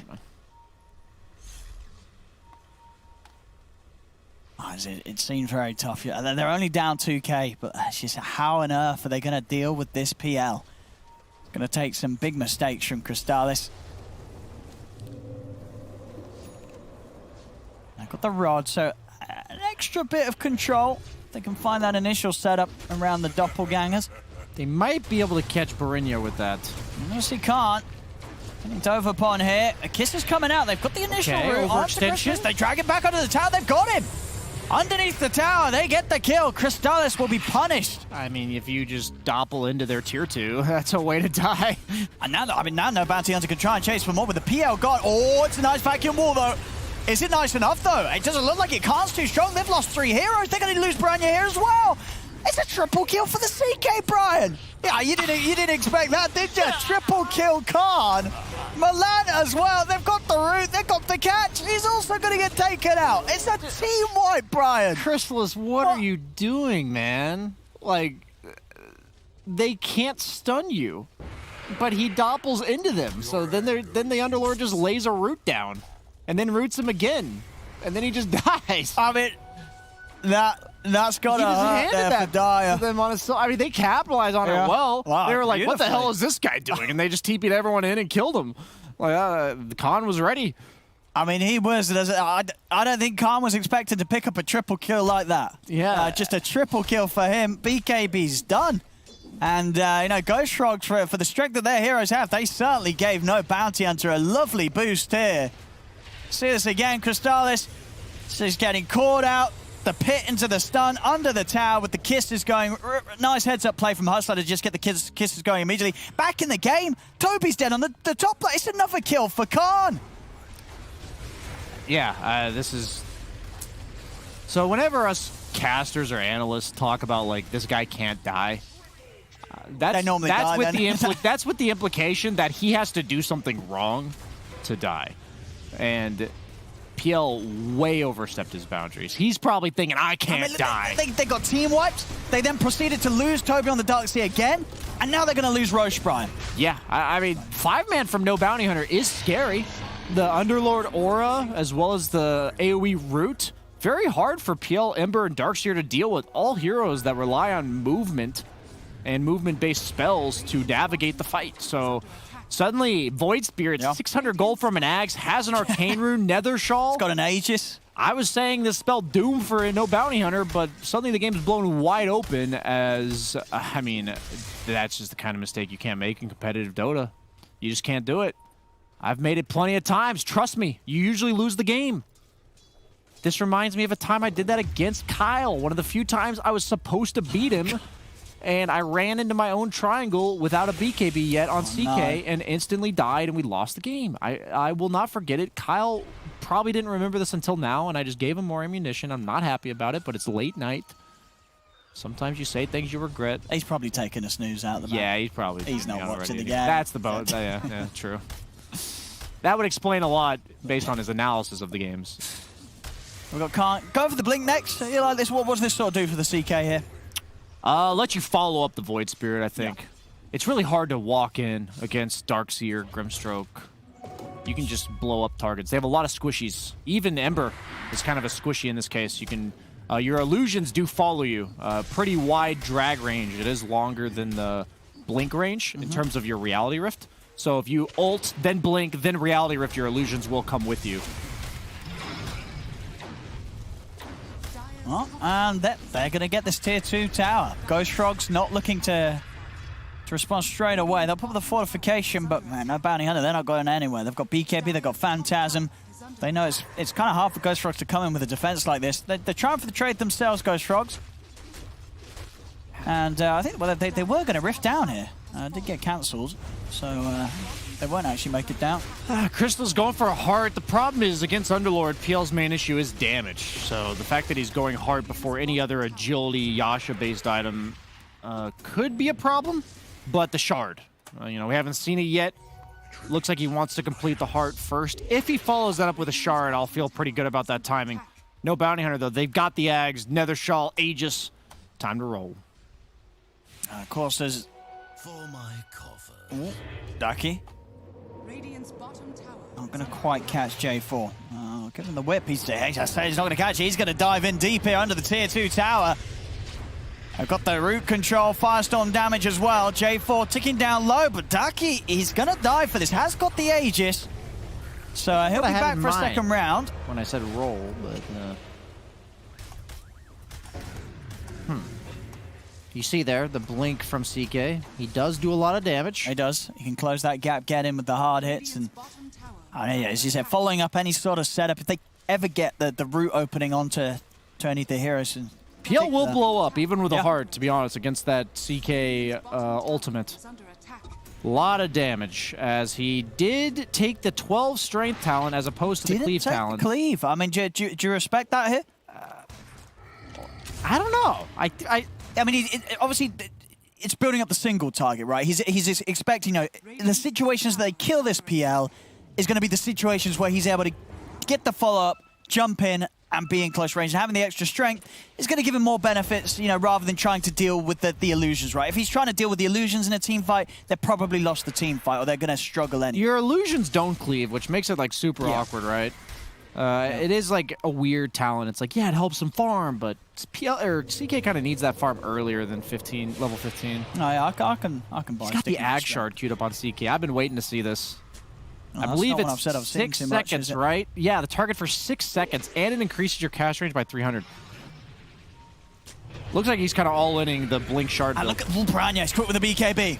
Everybody get the BKB off before the Chaos Bolt comes in from the CK. They try and turn over towards Khan. They're going to look to take him out. They don't want to take this fight. No bounty hunter. Khan getting low. He had the BKB. He does have to make sure he doesn't die there. It's the magic of Ghost Frogs. CK is one of the most deceptively tanky heroes in the game. You'd think with his high strength gain, illusion base, builds these tanky items that he'd be hard to bring down. And then you just watch that, and he almost dies. It's a very weird hero.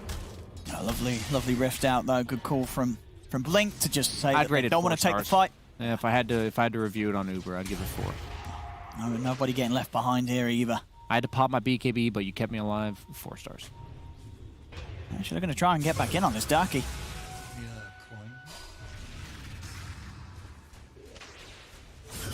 We're seeing the room for error that Ghost Frogs has, though, because despite quite the blunders coming out earlier, they still have a fighting chance in this game, maintaining less than 1K net worth lead. Okay, so let's see how this shard plays out. I'm going to watch the CK. I mean, does he kill the Darkseer? Pretty good. Yeah, that. Oh, he's actually just going to clear the wave. That's cute. Yeah. Gets 2 creeps off it. I'll say that it seems like a pretty good shard. What if they made it 12 seconds against creeps? Oh, yeah, that would be broken. I think that'd be a nice shard. Get rid of this you BS. You could get a 12-second Phantasm illusion out. No, against creeps. Sure, but you hit the creep and then you micro it over. Can you control it? You can control it, right? It's a Phantasm. I guess so. Yeah, I'm pretty sure you can. It's just like your other illusions, isn't it? I guess I was under the impression it would only attack the target you cast it on. But based on the fact that he was killing multiple creeps there, I guess it doesn't work that way. I thought it was directly... So if you're making a 12-second controllable Phantasm on the stun, that seems a bit too good. It seems pretty good as it is. It's pretty nice. Yeah, it's just... CK has such farming issues, and he can't really show in lanes. He doesn't operate well getting initiated onto you. You see in that fight, if he gets gone on, he literally spends the entire fight running. SPL has the heart done. He does. He's a big boy. Very tanky now. Astral Step on Rubik. He's got a lot of gap close here. They do scan out the smoke, though, on the Radiant side. They are awares. Ooh, Ancient Stack. Steal that shit. Oh, yeah. What was that, double? That was a triple. That was a triple stack. Yeah. They're just going to let it go. They're going to continue to just see if they could catch anyone with the remainder of that smoke, but not to be the case. You got the face checking from Flash here. Mm-hmm. That's always the dream. As the enemy team, they're missing, they're smoked, and your support gets to do this. As he has a Holy Locket and a Philosopher's Stone. That's actually going to make your Abaddon have way more net worth in this game than he ever would have, because that hero does not kill creeps, as he's about to kill some creeps here. Darky. He's checking things out, but he's going to get gone on. He needs backup and he needs it now. The kisses start to come in. They get the pit out. It's going to trap Branya for now. The pullback as well from the Remnant. Branya now popping the BKB, but already getting pretty low. Khan's coming from the backlines. He's jumped Toby. As the Darkseer is out of action, Soulbind will link the two cores together. Over to the side, Hustler and Flash trying to go for Milan, but Hustler's going to get focused down by Crystallis. He'll turn with the Scatter Blast. Hustler taking a long time to go down, finally gets taken out. Over to the side, J4 controlling Blink and Khan. Khan heads in, is able to pick up the kill. It's 2 for 2 so far. See if Crystallis can pick up anything else. He's looking at Flash. Flash going for the TP out. They're going to be able to stop it. They're in with the lift up. Branya. It's going to be focused by the two of them. Khan's, he want to get back in and try and help them out. Daki jumps out with the Astral Step. Crystallis is going to look to chase. They're alive. Daki. I guess alive is relative. He's looking pretty dead here. No further escapes available with the mana being drained. So Daki will also fall. As Ghost Frogs, they are able to take the fight. They get the 3, only losing the 2 themselves. I think he genuinely needs to consider a Radiance on the Void Spirit. I don't think they can take long fights. Like, I don't see how they burst people because of how tanky the PL is built, and Ember has a BKB. And then PL just reigns true in all these long fights. Everyone gets their mana burned. Like, eventually your team can't cast spells because you have no mana. So I think they have to somehow visualize this fight going longer than 30 seconds and how they plan to win it. What's the big brain item for Khan? He's saving up his money. He's got his options ahead of him. Very important what he does choose this game, as you say. It is a tough one. What are you thinking about? I have legit no clue, but I don't think... It's either going to be Heart or something completely wonky. And I would be down for wonky. I don't know if normal's going to work here. As the Cloak of Flames is actually a pretty huge pickup. As like a pseudo-Radiance for somebody on the Radiant side. But they're going the Shivas on Ember. That's going to even further mitigate the damage output from Khan. CK does not build very much attack speed as he's gone for the Blink. Does he have the Shard on Peel? Did he go for it?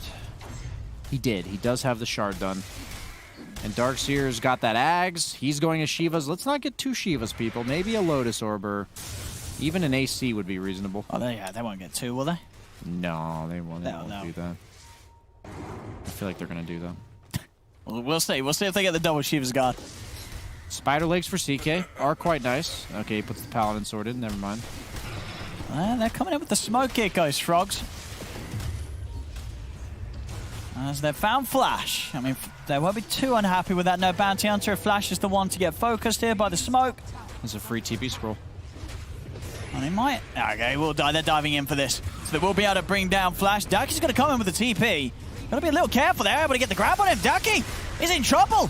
He's going to get the Yules off. Khan's in on the back lines. Is able to take down Toby, but that's Daki gone. Got big kisses coming in from the side, but a beautiful array there as Milan also shoots back with the stolen kisses. They're moving in. Crystallis is able to close it, but the Rift will take the 3 of them away. He steals Rift. Yeah, they just can't deal with this peel. It's like CK, much higher net worth, but he has to beat Khan. He doesn't have it. Caught in the base. Has no BKB.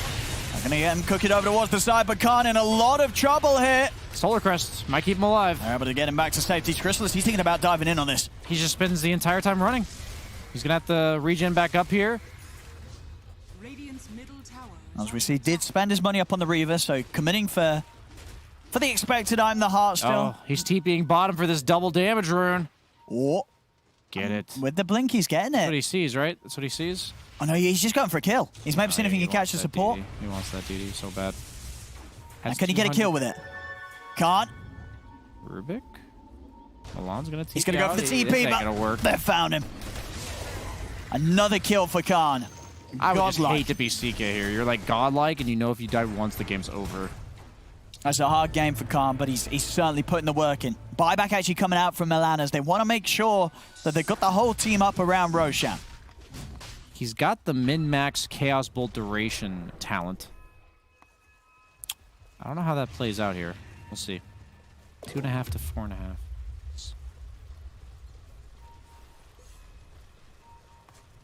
I mean, we're seeing this smoke. This could, if they can get the jump, jumps done, especially onto Baranya before the BKB comes out, they can burst him. Radiant are scanning. They've scanned it out. They know exactly where Ghost Frogs are. Dire's middle tower is And they're not going to head up there. It's a spooky way to take the fight. knowing that Ghost Frogs have that high ground control. I don't like this Ether Lens from Abaddon. Usually I like Ether Lens a lot, but you're just going to get all your mana burned by the Diffusal. So I don't think your positioning particularly matters. It's more about keeping your team alive with items, I think. Like Vlad's, Greaves. I think Greaves are really good against PL. Helps your team actually take longer fights because of the mana sustain for everybody. Also, PL has a tough time finishing targets off with that aura that procs when you're low HP. Yeah, I'm just nervous. I don't know if No Bounty Hunter can win short fights, and they don't win long fights, so we'll see. Maybe Khan will just go absolutely nuts. And he's got a Mjolnir queued up after the heart, so I guess that's his adjustment to the Phantom Lancer problem. Is it enough? That's the question. Well, we do see Ghost Frogs, they did end up committing and buying the double Shiva's guards here. I mean, do you mind that? Obviously, having 2 rounds of the active, there's going to be something in the fights, but definitely some lost value, of course, having 2 on the same team. Yeah, I think the attack speed and the minus regen is the big part of it. I don't think they need, like, the vision or the damage from the active. I don't think it's a good call, but there could be worse things. There's worse items to duplicate than Shiva's. See Roshan all ready to pull a fight out around it here. No Bounty Hunter. Crystallis slowly working away at it. They'll come in with the smoke, see what sort of a jump they can get if they can catch the backlines of Ghost Frogs by surprise. They're going to go for the long wraparound. Rubik is quite the game changer. There's so many good spells. He's got a Abaddon's shield right now. He's been stealing kisses almost every single fight. They're ready to jump Khan. He's in with the ult. He's going to get lifted immediately low here. Have they got the follow control? They don't. He's able to put the BKB, turns towards Toby. Toby gets the vacuum wall down, but Toby will fall. Flash, he's giving himself alive over the borrowed time. Blink, he's actually opting to take them out of this fight. They don't want to keep this going. Blink will take them away. They kill the Darkseer. And they're immediately TPing. I don't know if they finish this in time. Crystallis doesn't really have any damage items. Yeah, this is... I don't know about this. You know they're all coming. You're without the Darkseer. Big jump here from Daki. He's going to try and start some action. Toby's going to come in with the buyback. Jump forward from Khan. He's going to get the stun out, but it's only onto an illusion. Crystallis is still inside of the pit, out of the side. They've got the setup onto Daki. Is he able to jump out? He is. Dissimulates back up. Khan trying his best to get in, but now Branya and Crystallis, they turn towards him. Khan needs help, but he needs it now. Oh no, he turned around into the action. The stun's in place. Khan's in trouble. They force him out of the side. The pit comes out. They protect Khan. He's able to run, but Piranha's ready to chase. In with the chains. Onto the CK. Khan will fall as it's a double kill for Piranha. Also able to bring down Blink. As Ghost Frogs have no trouble taking the fight here, pushing back No Bounty Hunter's attempts to try and stop Ghost Frogs from getting the Roshan, as they'll be able to win the team fight and finish off Roshan for themselves with no difficulty. You actually just have to buy Radiance in Taki here. You just have to, man. It's so bad. Like, you don't want to do it. So but you just have to. You have to go like Radiance, Shiva's Kaya-Sanj, and just have your sole purpose be to like slowly wear down these PL illusions. He's got the heart, he's got the hood, but eventually he has to drop these items, and if you can just... The illusions die. The whole point of these items and this AoE magic damage is to reveal which one's real so that you can have your CK focus the target down. But right now, they really have no way to discern which PL is the real PL. As you see, Khan is just chucking stuns out, right? He's like, oh, that might be it, as he stuns one, and it's just too difficult for No Bounty Hunter to push buttons in these fights. But I don't know if they'll ever get to that point. It might be too late here. I mean, how strong is the high ground defense going to be for No Bounty Hunters? Is it difficult for Ghost Frogs to siege with Very difficult for either team to end the game here. Okay. Darkseer on one side and Underlord on the other. I think Underlord's probably the best high ground defense in the entire game of Dota, honestly. Percent-based magic damage, long duration nuke. And both teams have pretty mediocre high ground. Like, both teams rely on a hero that's hitting the tower that doesn't exactly feel good about disengaging. Okay. Let's see in the key. Does he recognize Milan? Oh, I mean, they've caught Milan. Okay. Milan goes down. Brandon's going to be able to make the jump onto the backlines, but again, Blink opting to get them out there. Hustler, can he get in time? He can. Nice. Okay. We can do hit and runs. I don't think that's why you hire Uber drivers, but in this case... Yeah, it's what he's doing his job here as part of the hit squad. If they can eventually make it so PL's the only one alive, he does rely on his support cast. That is the other option, but they did have to buy back a few people last fight on Ghost Frogs, Rubik and Darkseer. If they burst Darkseer before he gets wall off, that is a win condition for them. At least in that specific team fight.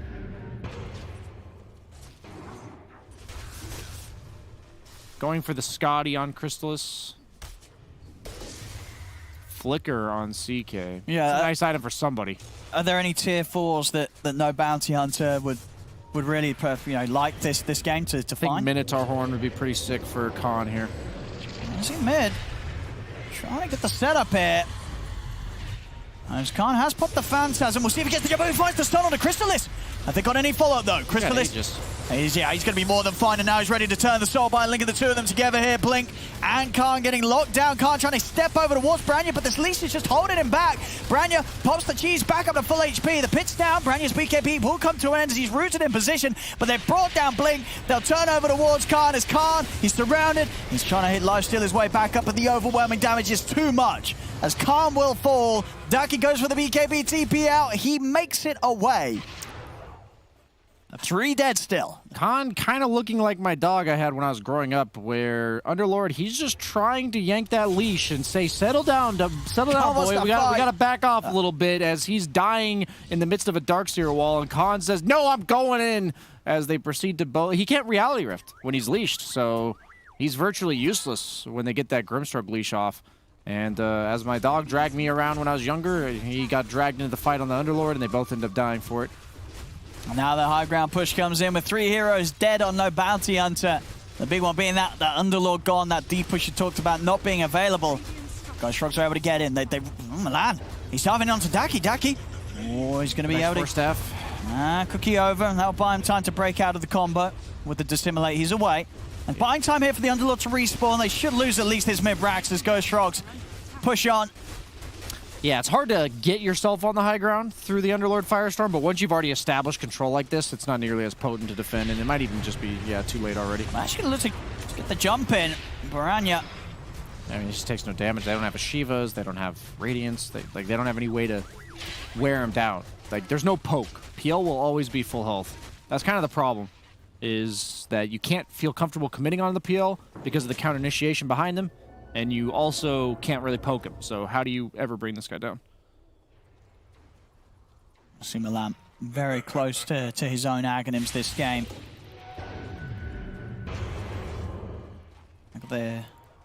Got the Illusionist cape. I guess that's one of the nice ones here for Khan.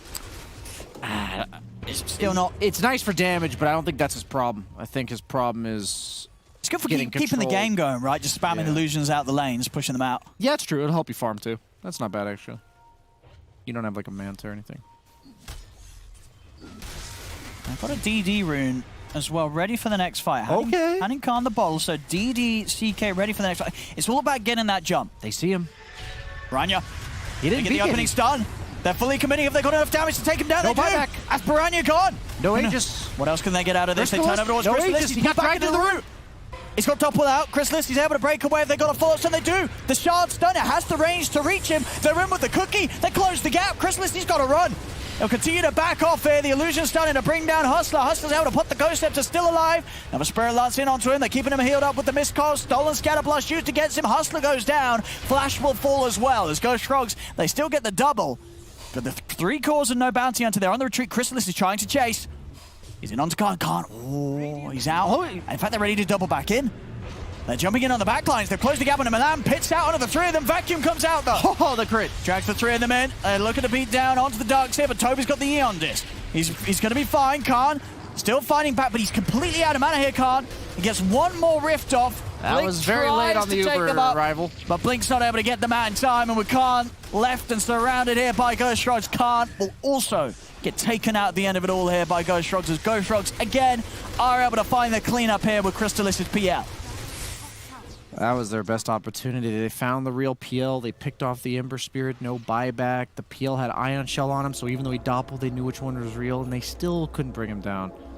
He's just so tanky. I mean, 10-1 and 8. Chrysalis, as you say, just having a dream sort of PL game in terms of setup, and he's playing it very well. That one slip up earlier on the tier 2 dive, it just hasn't happened again. Chrysalis just knowing exactly what needs to be done to keep this game safe in his hands. Yeah, I think they underestimated how much PL would really do to them at this stage in the game. Like, I guess I'll chop it up to Void Spirit. I think really having to itemize to deal with it himself. CK never will. Underlord never will. They're diving in. Ducky is quick with the Yaws control to stop Toby from being able to close the gap. Branya's trying to dive in up towards the base, pushing them back towards the fountain. They're going to focus the objectives, though. 10 seconds and the Underlord will be back in action. Okay. Ducky trying to pull them back off the objectives. And he's going to get chained here. As the racks are exposed. Another set being taken out by Crystalis. Blink trying to start some sort of a defense. They stole Firestorm. Big steal. Crystalis just pushing on with these illusions. No Bounty Hunter struggling to stop this PL from beating down onto the barracks. They're going to look to jump. Remember the pit. Khan's got the illusions out. He's looking for a target to jump in, but the Sleight of Fist just stopping him from being able to make that blink play happen. Oh, he's got the Axe Phantasm on the Rubik. He does, yeah. There's a massive army just appearing out of nowhere here. And they've caught Khan. He's outside the base, puts the BKB, but Khan's dead. He's out of the game for Rady. The vacuum onto the 4 of them. They're diving in, taking them down. There'll be a buyback from Flash. Blink getting dove upon underneath the tier 4 tower. He can't get away. 2 calls out, no buybacks on either of them. As Chrysalis, he wants to fountain dive. He's getting the illusions in. No Bounty Hunter, just cannot deal with this PL whatsoever. Daki dying outside of the base. They'll call it GG. Game 2 comes to an end as Ghost Frogs will be able to take the victory here. As, yeah, there was nothing to deal with this PL at this late stage. Chrysalis just having a beautiful game, apart from the one dive. Other than that, back to business for PL. You know, Chrysalis knowing exactly how to close this up. And, I mean, no Bounty Hunter, they gave it a great fight, but at the end of the day, the odds were really stacked against them when it came to the draft. Ghost Frogs just having that perfect finisher, and there was no answer. Yeah, that's just one of those games where everyone, if you look at each individual hero on No Bounty Hunter, you look at their items, you'd say, yeah, those are pretty standard items. You know, you look at everyone's items, but like, when you have PL, you don't have a way to answer it other than like Underlord in the mid game. You can't go normal items. You're going to have the problems you saw there. They were inevitably going to outscale you on the side of Ghost Frogs, and they did. Well played on their side, a little slip-ups here and there, but they did recover quite well from a rough laning stage. Hats off to them for taking this game, but I firmly believe, based on what I've seen, that No Bounty Hunter will be able to come back if they don't give them the absolute win condition like they did this game. Sure. Well, we'll see, as you said, because even though that was there, this game, No Bounty Hunter is still giving a good fight, considering the difficult setup that they'd ended up in off the back of the draft. So we'll see what happens in Game 3. But for now, here with Ghost Frogs securing this PL win, the series stands 1-1 between Ghost Frogs and No Bounty Hunter. We've got Game 2! Woo! They changed it. They changed it. Oh, love it. Where you got Game 3 actually coming your way very soon. First, we are breaking down that second game. After the break.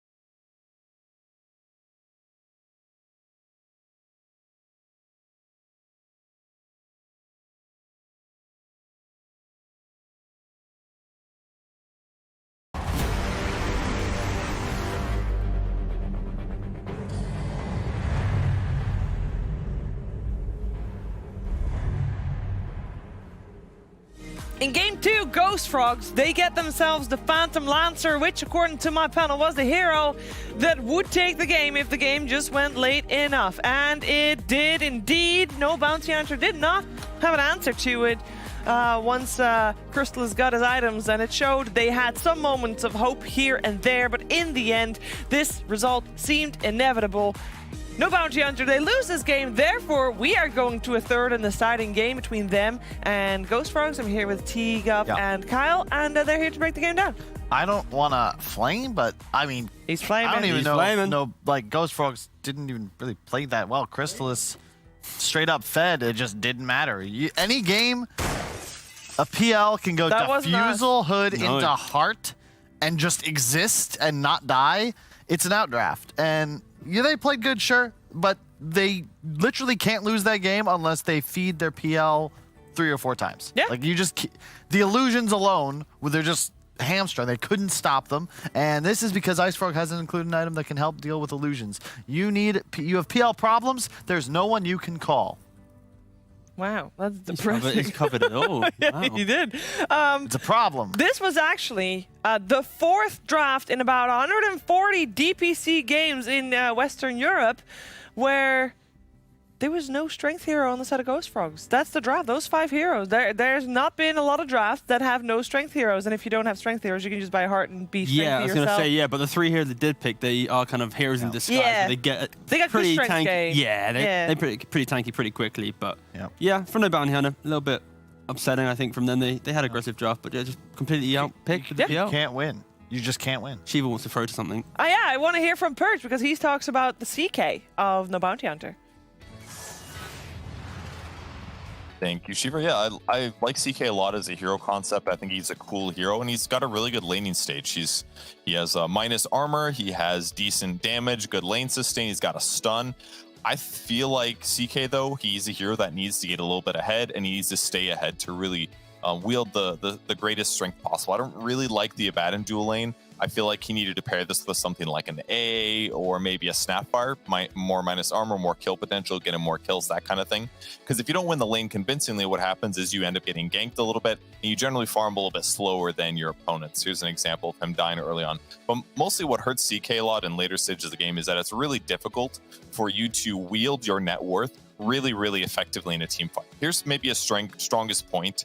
About 17 minutes of the game, he's got armor, he's got tons of HP, and his allies are able to cover him and give him some setup to land some effective disable, because he does a lot of damage when he gets on top of you with his illusions. But he has to cast his ultimate first, then he has to throw his stun, then he has to pray to God that you don't dodge his stun, and then he can reality rip you back and kill you. But if those circumstances don't happen, and if they don't like clear illusions in the meantime, if none of that happens, then yeah, everything looks great. Here's a perfect example. Here's the Darkseer. He's got vision ahead of time.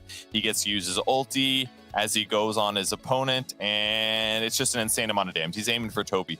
But it's so hard to do this in ultra late game scenarios because there's so much other stuff going on. Here he is buying Blink Dagger to do this combo. BKB gets popped on Ember Spirit. What happens? His illusions die in the back line, just die into neutral AoE. And now he's just a shitty carry. He's not effective at this point. Yeah, he could have BKB'd a little bit earlier to buy himself a little bit more time, so that looked a little bit less hairy. And they did a good job trying to like make the escape solutions good against the Darkseer. But here he is again. We're going to see him on the left side of the screen in just a moment here. He's just used his ulti. He's getting ready to do a blink ulti. So he's looking for a target, right? He's waiting for a target, waiting to go. And his team's been fighting for like 10 seconds. He finally sees the Darkseer and goes on him. And he is going to kill him pretty quickly.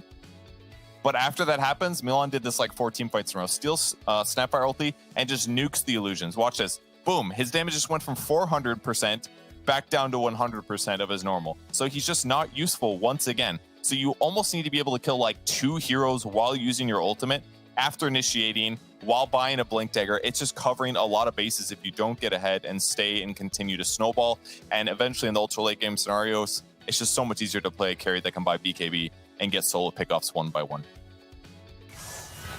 Yeah, indeed. And with that being said, we are ready for game 3. Coming your way very, very soon. After the break.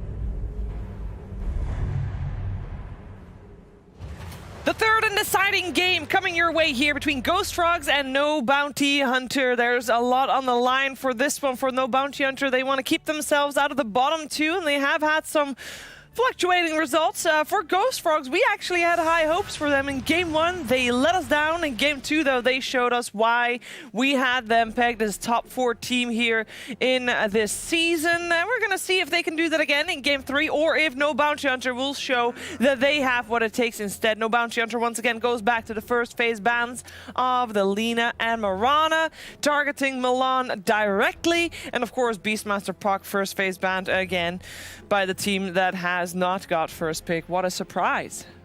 I'm pretty excited just to see Milan get to play Shadow Demon. I remember a year or two ago, that was one of his better heroes he used to kind of pop off with. So we haven't really seen it that much. It's the Miranas, the Linas, the Phoenix, the Rubik, Earth Spirit. They're the heroes that kind of put him in the position of the kind of competition. So nice to see him kind of go back to some of the old heroes he used to play. I'm here with Kyle and T-Gov, by the way. I think I said that. I'm not entirely sure. But Kyle, you're also part of this conversation. 5 seconds remaining. I was just waiting for my introduction. Oh, Take your time. here's Kyle. Sorry, it's My too late. My list of accolades is a bit longer than that, thank you. I mean, I was going to start. It's like, I can't. Jeez, it's been a long day. It's all right. You It can has. sit this one out for a little bit. Take some time. Pretend to look at your notes. We'll, let's see. We got the Tiny back. Taki kind of owned on this previous game. Well, first game. And I do believe it is one of the best mids in the patch. Shadow Demon can be troubling just because it removes Ink Swell as a tool. You just pop it on the core that goes in. I think SD is just really underrated. You'd agree, right, T? I think it's pretty underrated for sure, especially when you have heroes that can farm the stacks that it does make. Centaur is a hero that can play solo, so as soon as he gets Vanguard, it unlocks the SD to go AFK in the jungle, unlock that, and imagine if you have a carry who's having a good time, he suddenly retreats to those stacks. It's going to be money for days. Money for days. I do like, though, the way that Ducky did play the Tiny in the Game 1, the fact he went quite quickly for the E-Blade. When you are playing mid-Tiny, if you skip any of those big magic burst type items, you often feel like you're not relying on your Avatos anymore, but more just the kind of presence of the fight. Yeah. So yeah, I like the fact that he does go for the E-Blade, continuously scaling. It's a great item too because it gives you all the attack speed. So in a way, it's one of the more efficient damage items just because of the 40 agi. It is pretty fun though playing Tiny when you don't go any attack speed, you level your ult, you get to like level 18 and you're like, I just don't right click at all. But that's if you want to kind of grief your teammates. Luckily, Ducky doesn't want to grief his teammates. He will be buying some attack speed. Juggernaut from Ghost Frogs, one of the main heroes that got Ghost Frogs to this position in the DPC. Yeah, and they played it quite a few times already as well. Decent success. I hope No Bounty Hunter just have a more complete draft this time. Yeah. I really feel like they've been playing better in both these games, but... Well, they will though, right? Because they've already got... They see the Jug. That's true. And then they've kind of block picked this Snapfire. If Snapfire was on Ghost Frogs and they had a Snap Jug lane plus this SD Centaur lane, such strong side lanes, with the last pick for Borneo, this drive would have been so clean. So, yeah, I like that block pick for sure from No Bounty Hunter. What is the support now? The J4 hero. I mean, it's a hero that we've seen a lot on other teams. I don't think... J4 actually has played it too. The Warlock comes to mind. Not banned this time around. It does technically kill both supports really well, and it gives a little bit more team fight that you are lacking. Yeah. So I wouldn't be opposed to it, that's for sure. Tiny's really frustrated by Warlock too. Fatal Bonds for the shared damage. No, they go for Witch Doctor instead. Okay. Maledict, kind of equally effective dealing with strength heroes. I guess they're looking at Blink's hero pool, and they realize like Blink is like the lower division S4. He plays the big boys, and of course Witch Doctor hard counters all the big boys. Yeah. Potentially they're forcing Blink into an uncomfortable position of draft. Yeah, it's tough to play offlane nowadays because you have to be incredibly good at all the strength initiators. Okay. It's another good choice. I was going to say you have troubles because you're playing into Witch Doctor Jug, so... Well, actually, no. Heroes like Mars are unpickable, but Slardar is great. I didn't realize the kind of... Yeah, the Snapfire, the cookie, disconnects that combination of Jug +1. So even though this Witch Doctor pick does look pretty strong on paper, I think with the sprint of the Slardar plus that cookie, that disconnect, That's a good point. if they have an early boots, they're going to be able to disengage And quite well. we discussed this. The Vanguard on Centaur is quite strong, but later in the game, the minus armor, if it gets enough, cuts deep, yeah. If it gets him to 0, suddenly There's minus arm for days against Solar Exactly. Crest. And they also will have Shredder? a Woo. carry coming out. Good ban on the PA because now, no Bounty Hunter, they've got a pretty nice win condition in that they have so much minus armor threat that the support duo just explodes to any carry with high reach, which is why the PA ban is a must. SD, like, what would you do if you just get hopped on? 10 seconds remaining. What is the other tool, though? In regards to Ghost Frogs And, picking up or no bounty? I guess Void is all right, but into Shadow Demon feels a bit tough at times. They'd be very single I guess- target heavy. The thing, if they do go for that type of hero, there's already so many forms of initiation with the Tiny and the Slardar. They can easily find the SD, and if they have good execution, they should be able to run that and not be too scared of it. Yeah, there aren't many carries left with a leap mechanism. They ban out the Void yet. Yeah, those are the yeah. two. That They just- respect they respect the team fight potential. Yeah. So now you can either go for a subpar carry, like a troll. Well, not subpar, but he'll just have difficulties. This You is where really want more reach. Yeah, this is where SD looks really good here because against Troll, SD plays pretty well. If you go for an Illusion hero, Yeah. SD just takes you. If you want to go for pace and go for, let's say, like a Luna, hasn't Yep. won anything, again, SD. So it does kind of put a lot of pressure on what type of carry you go for. Yep. Just because that those are the type directions potential. I was thinking too. Luna for the just damage that the tempo. Something that can take Ancients is quite nice. Like, it's the same reason you don't really want a Sven either. It's not bad, actually. That might even be the best option in truth.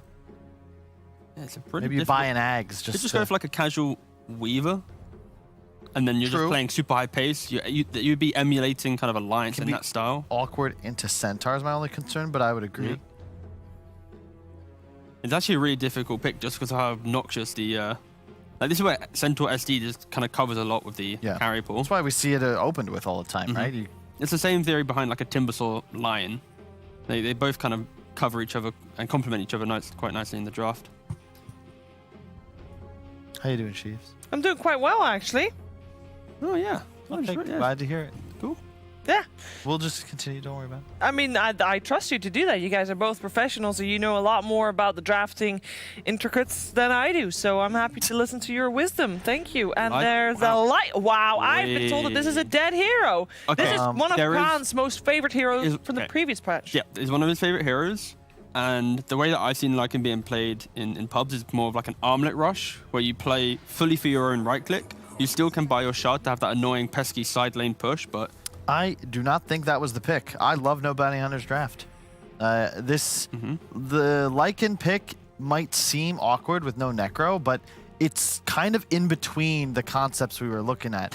Yeah, S4 ulti doesn't really stop you, and your illusions aren't so annoying to deal with like a Luna's that you can't play anymore. what's Plus, S4 you ulti? kill buildings. SD ulti. Oh, sorry, I legit thought you meant S4 like the Centaur. You're like renaming the hero No, for him. I was like, it's just- he has it's- played pretty well. But no, yeah, I really want to see a Lycan win a game. Yeah. Because there's been no a while. I mean, like, Necrobook, he won too many games. Yes, But true. now he's nothing. Can he work without it? Also, Yes. his Steam name, Khan, Humble God from Anna. No, it's not. No, he renamed to Humble Dog. He's now playing Lycan, a hero that is A dog? Wolf's Wolf, dog. dog. So he's playing the hero he's named for, Canine. And I think that alone, that energy, might Will give them the he win. Harvest the powers of Anubis. How will we know? I like the draft a lot. I think that they needed the reach. You couldn't have a blink mechanism, so they picked a speed. Okay. And I don't know if you ever saw the Underworld trilogy. didn't. Very underrated, but the wolves, man, gotta The watch wolves. Gotta watch out. So you both think that No Bounty Hunter has what it takes for this I game? just want to see a Lycan win a game because it's such a dead hero. I want to see Okay. a team kind of show why it can be good and how heroes that are forgotten about still can be picked if played well. All right. Well, let's find out if this dog can actually do well. Humble If he has been nerfed to the ground, or if Khan can actually win a game on it this time around. It's deciding game 3 together with OD, Pixel, and BSJ. Yeah, I mean, what do you mean? What do you think, Brian? Are you sort of excited about this Lycan as much as the pan, or do you think Khan can make it work here? I believe Khan make this work. Odie Pixel, I've been waiting all series to use that one. Yeah, shut up. You're talking about Underworld Trilogy, and then you just say wolves and they're scary and such. That doesn't even mean anything. You can literally say that without referencing something, so... That nobody knows. I mean, I don't even know. I've seen the Underworld Trilogy. Oh, you did? Okay. It's pretty good. It's pretty good. What is it? It's like TV a vampire. It's like a vampire. It's a movie. It's movies. Okay. It's like a vampire werewolf, you know, one of those. Oh, it's pretty good. Well, like Twilight? No, it's like gory and like actually, you know... Oh, it's a bit out. It's like It's much more about the fact that they're vampires and werewolves killing each other rather than, you know. What's going on? What are they chatting? What are they chatting about here? What happened after 2 games? Finally after 2 games. Oh. What's he referencing? I guess getting the tiny or? No, I think the tiny's saying Crystal has finally told him good luck. Oh, back. I see. He's probably been saying good luck. He'd been waiting for all good 3 luck. games. Yeah. I will say this right now that I can't imagine Jug ever carrying this game. I think Jug into Slardar is absolutely miserable. Jug tends to struggle against single target physical DPS. Okay. And they've got Slardar, Snapfire, and Lycan, all of which offer minus armor. And if he ever gets caught outside of spin, he will just die instantly. So I am a bit nervous for their timings, not only because Jug also dies to that, but Witch Doctor dies in similar fashion, and so does Centaur. Minus armor, very potent against all of these heroes. They don't have a deterrent. Usually the way to deal with Slardars and Lycans is just overall AoE control stuns that make you scared to go on the Jug. And they don't have any of that. So I do think bounty hunters heavily favored in this draft. Is it as hard or hard? Like, how does this compare for the difficulty for the Jug when you compare it to the difficulty for the CK from last game? Like, is it harder for the Jug to carry this game or carrying as the CK last game? Yeah, so the funny thing is harder? the problem with CK last game is that he never kills the enemy carry. In this game, I feel like Jug has a really hard time ever living. So I think it's equally difficult, but for very different reasons. Yeah. If they snowball bottom, though, Witch Doctor, decent support here. Slardar just free farms, man. I don't know. This Bash change to double damage on Bash, once you get level 2 or 3, you just never miss CS anymore. Like, you don't want to contest him, because if you do, he'll walk up and Slitherine crush you if you're a melee hero. The only heroes that can do well are ones that can bully him from range, like Troll Warlord. But as you see here, top lane, so far, going in favor of the Centaur. I imagine Centaur will free farm this, so they do have that going for him. For Karnas Lycan, what are you doing nowadays? What is the build-up for a carry Lycan in this patch, this Necromonicon list patch? When I don't see a hero too often, I usually reference the specialists, the professionals. In this case, I watched a bit of Eternal Envy, and I learned from the best. And he went like Armlet Deso. So Armlet Deso, AC, Basher, normal right-click items.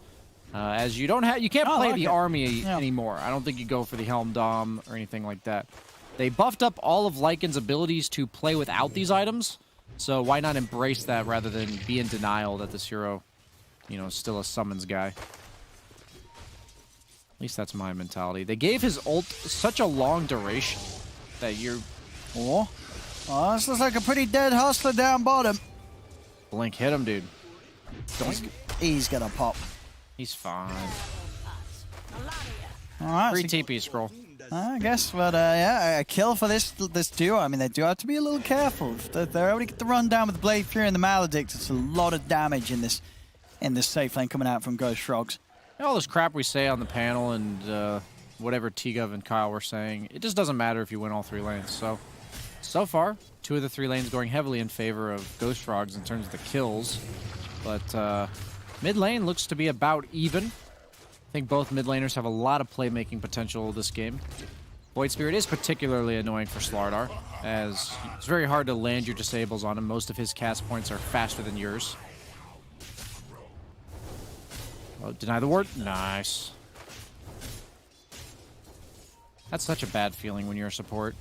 Place a sentry and they just missing out. Deny the ward. Yeah, this pressure, I mean, Khan still able to get a fair few denies in on this lane. And, I mean, it's sort of the Lycan with the regen tanking off in the lane to to not really be a threat from this the Centaur Shadow Demon combo? Is it just he's Flash? chilling. Just got to work. Yeah, they're never really going to be able to make a move on him with just the two of them in the lane. Yeah, I think they're going to pick on Flash, if anything, as he actually just elects to TP out. That's expensive, though, because that's 100 gold you ain't going to get back, my friend. I'd much rather go back to base in a coffin than through TPing. See, mid, Daki getting some damage onto Baron in, also able to take out his courier. Yeah, liking a very level-dependent carry as well, as we talked about the PL last game. Once you get that level 5, 6-ish, you're feeling real good about your farming. I wonder if he feels pressure to get something done with that ultimate. Previous, like where Lycan used to have these power spikes with the Necro Book and everything. The hero seems more like an actual carry now, where you kind of just play towards getting your item timings up rather than hitting specific ult timings and such. As Hustler hustles his way back to base, the discount route as opposed to TPing home. But I imagine, you know, that sort of trade down there, what you're going to be happy with as no bounty hunter. Oh, you are if very Joke's happy. losing his life. Yeah, Slardar, whenever he kills you once, it just becomes easier and easier for him to kill you again. So, I hate laning against Slardar, man. There's like Troll Warlord and Drow, that's like about it. That I feel good laning against Slardar. Well, it's just one of those heroes that If you he's feel allowed the to hit you, snowball man, effect's it really, sucks. really strong early on, yeah. It's just he has 3 bash charges and then walks at you, and you're like, well, I guess I have to walk away, and he expends absolutely nothing to do that. You know, he doesn't have to spend any mana. And then if you don't contest him, he gets free farm. God, I hate Slardar. I like playing Slardar. I'll see again. He's going to kill J4 here. Never mind, he's going to back off. Oh, he's going to turn it on Chrysalis, maybe. Oh, I mean, look at it. Oh, he misses the crush. Yeah, he does. That's going to mean the Chrysalis can step back pretty safely. A bit of a missed hit there from Blink. He went for it all and missed what he was going for. I would have really liked to see something like a Kunkka for Barinya here. Just like a catch for all these runaway dudes. The Slardars and the Lycans. And just some AoE physical damage I think would have been really nice. I think the Void Spirit's going to struggle to ever survive outside of his Dissimulate. They just have so much raw single target damage on no bounty hunter. I don't know how they survive through it. They can buy some time with the disruption and the Dissimulate and maybe a Centaur Stampede to disengage, but I think you're inevitably going to get ran down. We'll see how it plays out. I haven't seen too much like it at all, so for all I know, this hero just sucks so bad it doesn't matter. There we go, Piranha. It's got a DD, but Daki's got a lot of backup. We're going to have the aggressive jump here over towards the mid as Piranha is able to find Hustler. Get the easy kill onto the Snapfire instead with DD damage. And down bottom, I'm trying to make the moves on Blink while support movements have been made towards the mid lane, but Blink's a little too tanky for them to threaten right now with the Blade Fury Maledict. Yeah, Toby's got a super early Vanguard, so he's going to have a good game. I would really like to see pure armor items coming out from him. I don't want to see a hood, man. I just want to see, like, maybe a Crimson and Solar, Lotus, AC, all this kind of stuff. Just tank up, my friend. Oh, nice moves here, Piranha. Making sure that he's able to turn around the efforts down bottom. Flash is going to try and come in with the counterplay, but the Remnant grabs Hustler, takes him down, and nothing that Flash can do to save him. So, yeah, they got to be careful. They are bleeding a lot of kills here. Piranha, just with the nature of the hero, is going to be able to be a little more active before Daki's quite ready to match things as a tiny. These Void Spirit moves, Sally hitting no bounty hunter hard there. Opening up that bottom lane. That's Top Khan. And he's going to pop might the just ult. kill Milan here. As long as Milan stays close to Toby, Toby's always going to have the hoof stomped off her Got up. his own personal bodyguard. Does end up still going down there. Takes a tree to the face. Hits him for a whopping 4 damage a hit when he's got the Vanguard. Going for the armlet, as we talked about. We're seeing Blink. Last time I blinked, I think he was dead the previous time. He's going down a few times now in this bottom lane. I mean, they're getting a lot of kills out of this laning stage, Ghost Frogs. Yeah, this is about the only way you can lane against Slardar, and that's to continuously put him in this coffin again. You know, he crawled back out, and they said, no! Back and you go. Now, those sort of early mistakes definitely hurting him this Imagine game. if he landed that crush on Yeah. Doug, and he wouldn't have died either of these 2 times because he'd gotten that kill. Pretty sure he would have gotten that kill. As they're now gonna... They did delay the Blink Dagger a bit. Looks like Tiny wants to go for the treads, build up a little bit of farm first. He does have to turn into a bit more of a core, because I wouldn't view Lycan as a hard carry. Solo carry the game, put it in his shoes. Gangswell on the wolf. I'm trying to get the invis set up onto Baranya, but Baranya's already out of it. Yeah, he sniffed it coming there. I'm doing their best efforts to just avoid these early attempts from No Bounty Hunter, which is, we can see, just not quite been nearly as successful as the plays that Ghost Frogs have managed to pull out with these early rotations. And top lane, Toby Centaur just continued space and free farm. He's going to be a very tough target to take down in this game. I don't even want to see him go blink here. I want to see him just go straight tank, because he's got Void Spirit to initiate fights, and I think he just needs to be a body for his team. As he coos up a cloak, man, you're against Lycan Slardar. Please don't go cloak. See bottom. Another combo here. Blink this time will be saved. Hustler's able to get him out. Actually, with the Death Ward damage, is that going to be enough to pop him? It certainly is. Yeah, Blink. He's dead. Again on this bottom lane. Why does he have a cloak? Okay. It's fine. It's late night Dota for me. I'm getting a little, I'm not me when I'm hungry and tired.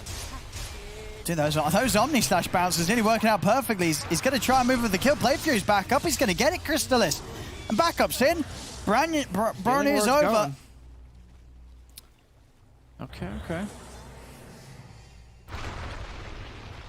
Trying to close the gap on Daki. Is Branya gonna have the jumps to do so? He isn't.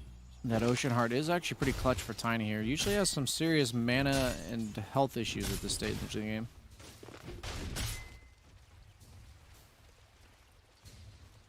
I'll continue to just get that much more out of the laning stage here, though, Ghost Frogs. I love the way Toby's playing. Just walk at some people. Walk at some towers. Let that hit you.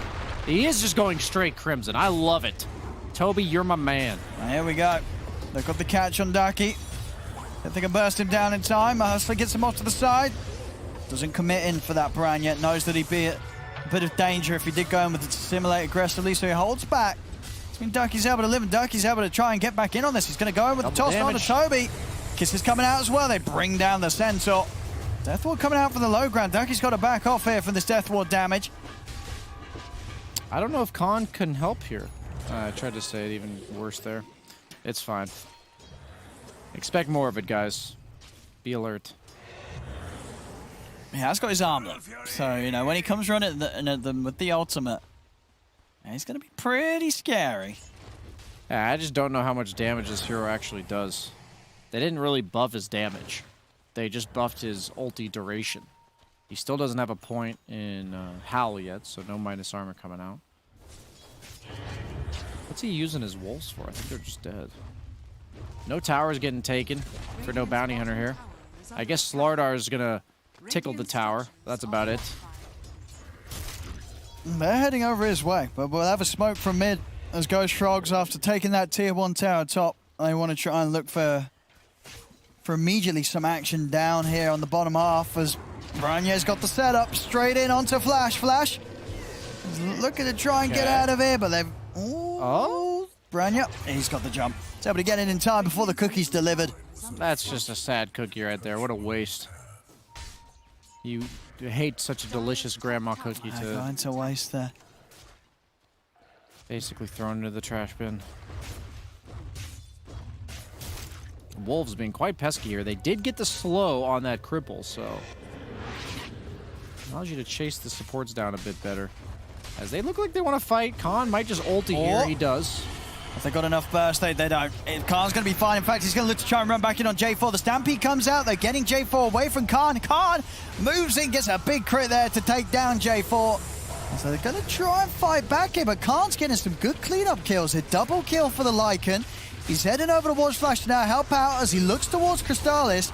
They get the slow out. They're in with the combo. It's another kill for Khan. Khan just cleaning up here, charging in on a Toby. It's an ultra kill for the Lycan as no bounty hunter. They set up a perfect fight, and Khan getting the work done with that ultimate, taking down 4 heroes. I don't know who eradicated more percentage of the population, Khan or Genghis Khan. We'll have to find out later. I don't know my exact historical numbers. No, but That was quite something there. I mean, they're showing the power at the Lycan here, these early fights. And this is what I was worried about. I think the game plan for Ghost Frog just isn't there. They don't have the ways to deal with this exact thing. Protect your supports. How? How are you going to protect these guys? They're just going to die. J4 first to go. Milan second to go. Actually saves Khan, I think, a bit of damage there by disrupting him through a Maledict charge. Omni Slash, pretty underwhelming damage. Doesn't even finish off Flash. Has to keep hitting him. And just the damage output from that amp. That's tearing them apart one by one. I got to watch out for this Lycan. It's going to have an Echo Saber ready for the next fight as well. It's on its way out, so that good luck trying to run from this man. They do have the Crimson. Oh, they do. Toby's got it done. No more Necro 3 to purge that off. Thank God. Faster than this patch fastest. Wow. You know, man, I'm going to rush a Vanguard at a pub just so I can say I got one faster than anyone in DPC. Or Crimson Guard. Crimson Guard, yeah. Because I guess for most games we see sort of the Vanguard, then something else, and then they'll go back for the Crimson. Yeah. I'm going no boots, Crimson. That sounds kind of grief.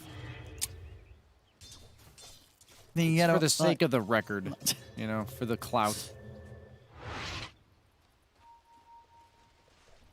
If you tell people you're doing it for an achievement or like a, you know, a Dota Plus challenge or something, they understand. That is not true. I mean, they don't understand, but they at least know what you're doing. Yeah. They're not going to be happy with it. Dire's middle tower is under attack. It's important to let people know why you're ruining their game. It's hard to say I'm having a really bad day, but it's easy to say I just want to have the fastest Crimson Guard.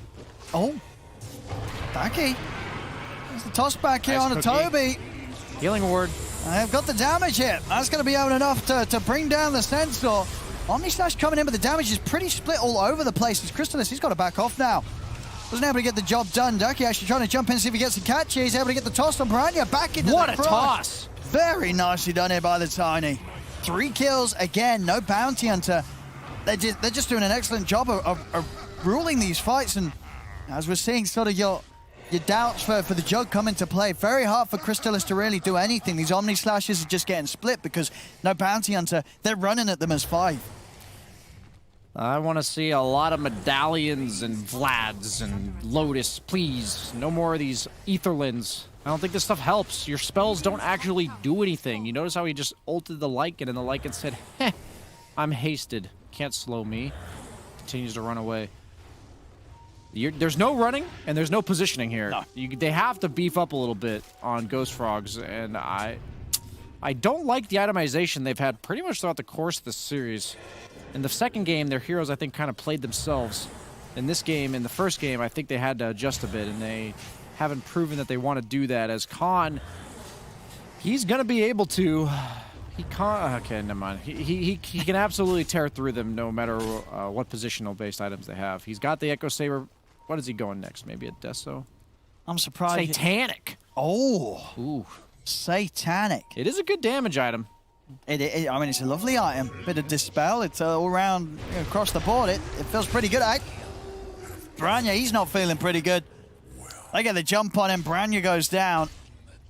Sardar's like one of the really fun heroes to play, but it's like absolutely miserable to play against because he points at you, you have this rainy cloud reminding you that you're about to have a bad day, and then you just die because you have no armor. Dire's bottom tower. And none of the Radiant heroes are wolves. They need armor. That is true. That is true. Good old Dota meme, that one. Yeah, I gotta run through the, recycled memes at this point.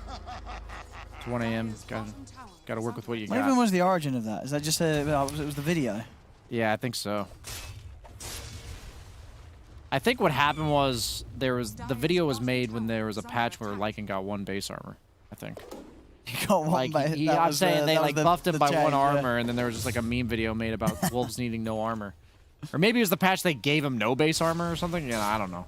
Something. I mean, that would happened with make Lycan. more sense. Yeah. They made the video after he got no armor. Because he used to have decent armor, and then he just went to 0 for a while. It's crazy what base armor can do to a hero. I think Lycan's laning stage is probably a bit more reliable now. They gave him base stats. Khan's looking pretty good this game. I mean, is this sort of inspiring you to pick up some Lycan in your pubs?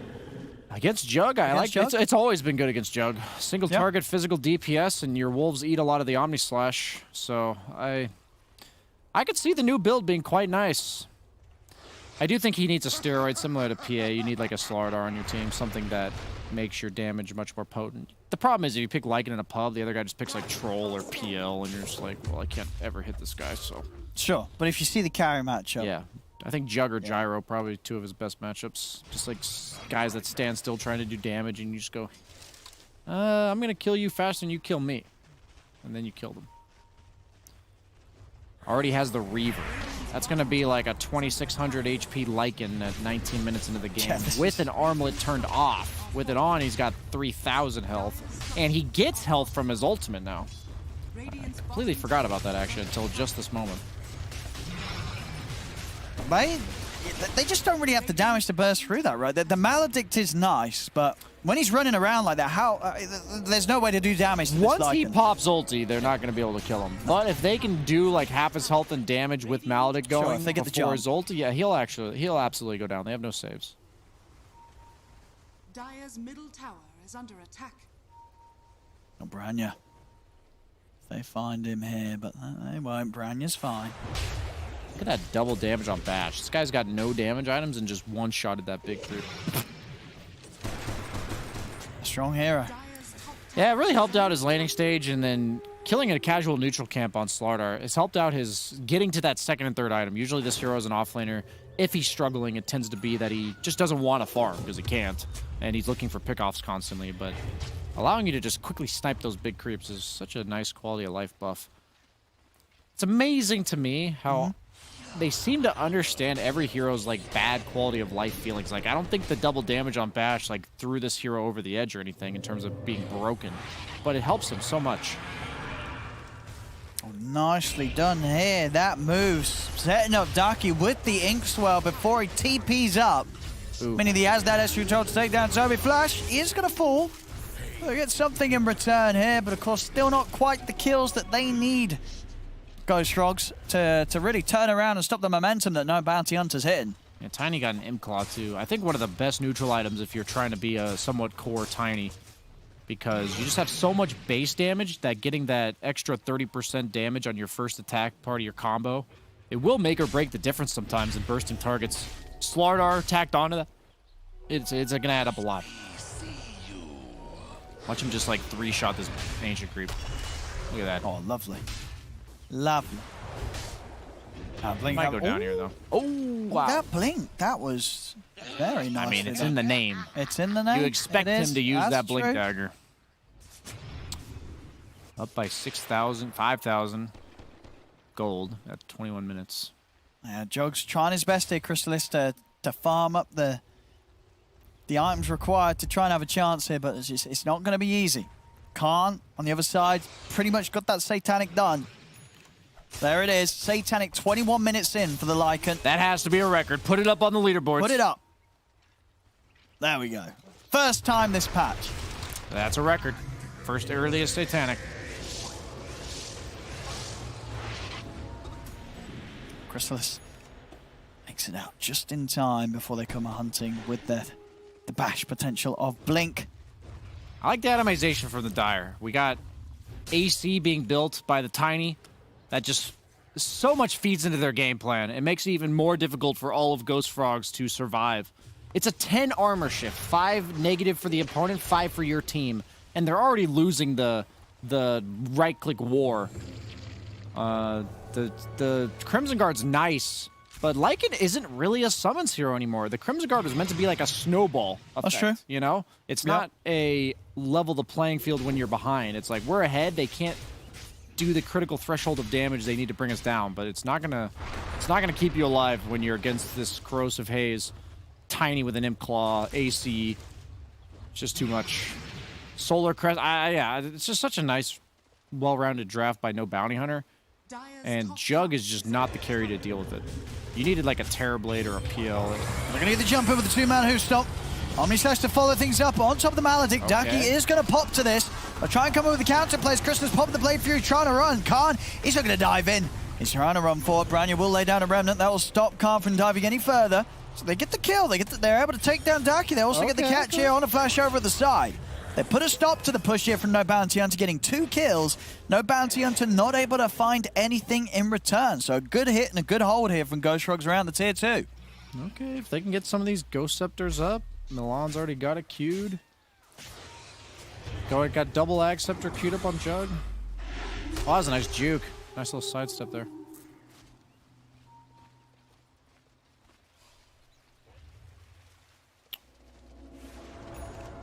Okay, Lotus Orb queued up. That's a pretty big timing if they can get it. To remove that Corrosive Haze. Pretty important. The Lotus Orb, because it also gives you armor, is kind of like a plus 30 armor against Slardar. Just so much armor. He's going Nullifier. Oh, he's prepared for these Ghost Scepters. That's nice. He's gonna get it at a good time as well, Khan. Still staying there.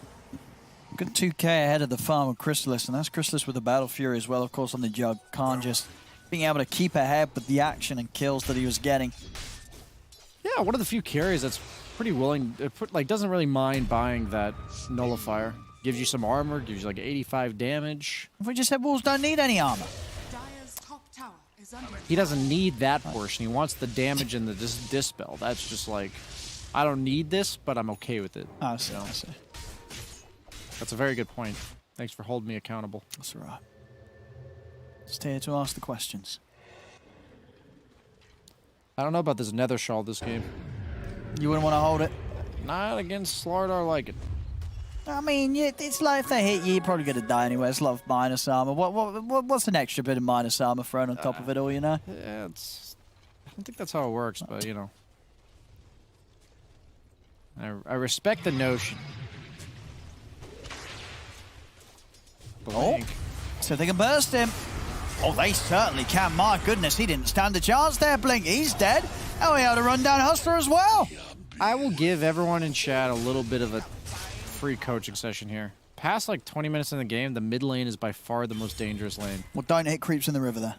Do not hit creeps unless you see enough of the enemy team to feel safe. I don't care if you don't see them because they're smoked or just they're not showing. You cannot hit mid lane. That is not the lane. You will die 100 times over to probably most players. I feel like even like a low MMR squad could pull that off. Dire's middle tower. It's just so dangerous. You're just like, yeah, if the thing is, if they're gonna gank, it's just right in the middle of everything. They're always gonna be close enough to kill you there. They're never gonna be so far away from the mid lane they can't be like, oh, there's a guy farming here, kill him. But Chrysalis, he's got the Arcane Rune. Maybe they can turn this into a little bit more. If Jug gets like Butterfly plus an Ags, he'll be enough of a threat and enough time and vulnerability that he might be able to bring down some crucial targets. But so much raw HP on the Tiny and the Lycan. AC done. 35 armor on Centaur. Both teams looking to make that pounce happen. Who's going to catch you by surprise? Ghost Frogs up on the high ground.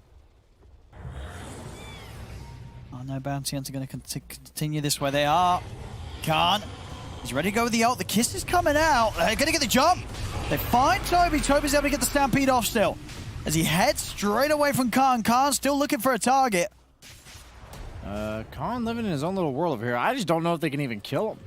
I think that's why he's running in like this. He knows, like... Oh! Goodbye to your TP here, J4. As J4... Whew. Oh, we have it. Khan gets a kill. Not the biggest. Toby actually still looking for some action here with Chrysalis. They have got the Omni Slash if they find the jump. Dire's bottom tower is Elven Tunic. It's a pretty nice item for Slardar, or Tiny, honestly. So they can go for the steal. They're around the Roshan pit. No Bounty Hunter. Taking it down. Ghost Frogs, can they get in to put a stop to this? It's falling pretty quick. They get the jumping on the side. As they cut down Flash. Flash comes in with a buyback. They'll focus over towards Blink, but the space is there for Khan and Daki to take down Roche. Is that worth is the question. If he dies here on Con... Okay. He has no Aegis. Yeah, it's got Satanic, though. But no ult. Yeah. Oh, the cookie. Nice coordination Gets him there. out of the pit. He bought back there, Flash. I'm still going to try and chase onwards. He just tossed his Lycan. Oh, he tanked the Remnant for him. He's so tanky. He's so tanky. They're still in there. They've got the control there with the Who Stomp. I think they might be able to turn this when he comes back. Let's have a look. Khan's looking to get it from the Nice, start. tanked it with the Wolf. Look at the Scatter Blast throw onto the three of them. Daki's still being focused. J4 heading over, but Khan turns over towards the Witch Doctor. J4 able to keep himself alive with the Ghost Scepter. Death will drop down as well. Khan, who's he looking for? Who's he going to be able to find? He's trying to run towards the Shadow Demon, turns over towards Piranha, but the Eul's is back up. Slardar's coming. Chrysalis, he's already used a spin. No Omni Slash. He might just get evaporated They jump here. in, they get the crush onto the two of them. Khan is going to look over towards Toby. Still Toby very tanky. Another Who Stomp out. Khan not going to be able to get his hands on him. Toby able to blink out to safety. These fights are all over the place. I can't believe they let Chrysalis go. I think Blink could have focused him down. He didn't have spin or Omni. And he would be at negative... He'd be at like 3 armor if he got amped there. But they do get the supports. Cost him a buyback on Flash. Didn't really do anything, though. He kind of just died again. But you're seeing right there how much difficulty Chrysalis is having bringing down these cores. Sure. Yeah. Khan is pretty under-leveled, though. He's only level 17 to the level 20 of Chrysalis. It's got the Nullifier now, though. He wants that BKB. That's his creep right there. Oh, he gets him.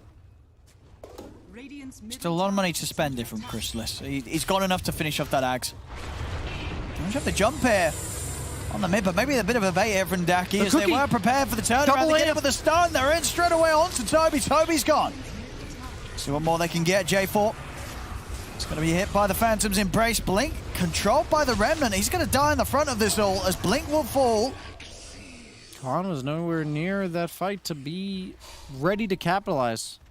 There's a DD room waiting for them around the river. Is Daki going to be the one to grab it? Ooh, an Orb of Destruction. One of your I'd rather have favorites? that on or- Lycan. I just think when you have a minus armor lineup, it's really nice. He does have the Nullifier done, so these Ghost Scepters going to be relatively underwhelming for the Shadow Demon as well. Oh, he hasn't even bought it yet. I guess the Witch Doctor primarily. Also removes the Crimson Guard, which is nice. But he has almost got the Shivas done on Borinya, or Borinya.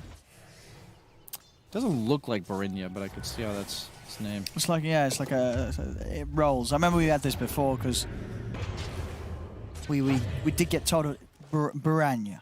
Okay. Baranya. Which is nice, it rolls nice. Yeah, it sounds a lot better than when I read it out like my ignorant American style. Okay, he does have the Ghost Scepter. Surprised he bought it after the Nullifier, but maybe it'll still make the difference. It makes him use the Nullifier, you know? That's what he's using it for. I guess that's extra button press, you know. Is Spider Legs dispellable? Like No. your Nullifier, I'm can you pretty use sure. Spider Legs? Well, you're going to be slowed, but... Right, but... Yeah, I just don't know if it like purges the active. Oh, you can, legit. you can hover over it, can't we? Let's have a look. Or does it not say on neutrals? I don't spell? think It it'll probably say doesn't if say. it's dispellable. Yeah, it doesn't say. I don't think it is. Oh, we'll see here in the action. Daki's he's in high ground.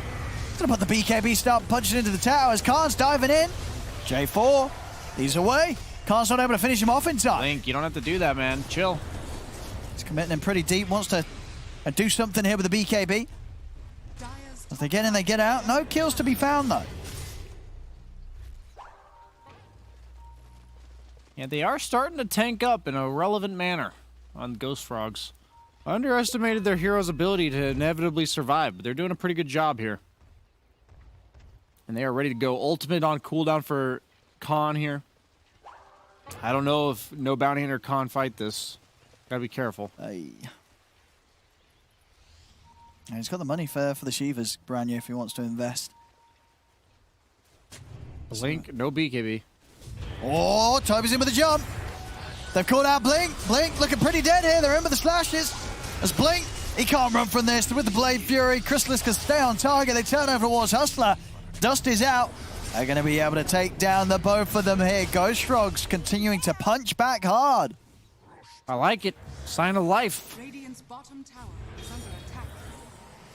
They are eventually going to out-carry the Lycan. Let's be very clear. I was saying how hard it would be for Jug to carry this game, and it was more so about him getting there, not the potential of him scaling late game against Lycan.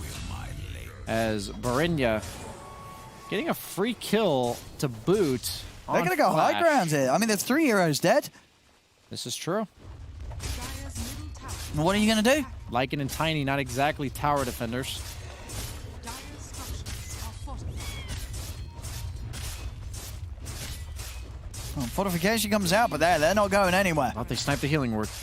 Radiant structures. Also something, but yeah, Christmas ain't stopping. He's still got Swift Slash and Omni Slash for a fight if they bring it. Khan might just need to run in, buy some time.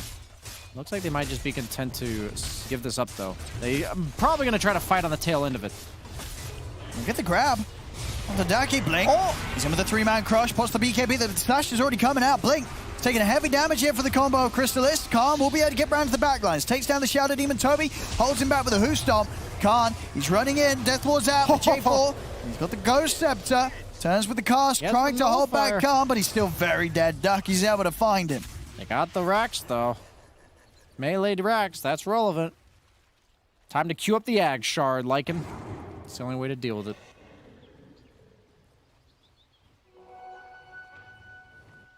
Oh, it's definitely proven to be a lot closer of a game here. But these sort of plays, getting these objectives, getting the lane pressure up here, Ghost Frogs finding that racks. We are seeing those still out tanky, and Khan, you know, still has to be respected during this ultimate form. They don't quite have the means to tackle him head on. As they do have to split, they have to run. They might get a racks of their own. No, they're going to back off. They've got the BKB money ready for Khan. Yeah, there we go, straight out for him.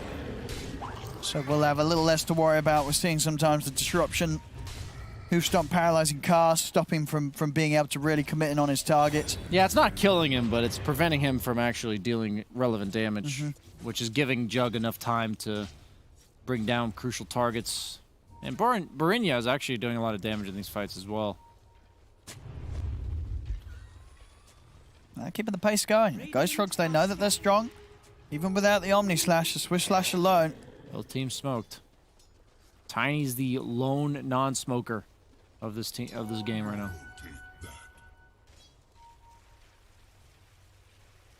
Not going to find anything over here though, Ghost Frogs. They're just going to try and get some vision down. Maybe see if Ghost Frogs, see if No Bounty Hunter sweep over around these rune spawns, but... Yep, just sit on a ward if you're the defensive team, plant wards if you're the aggressive team, and that's what we're seeing here.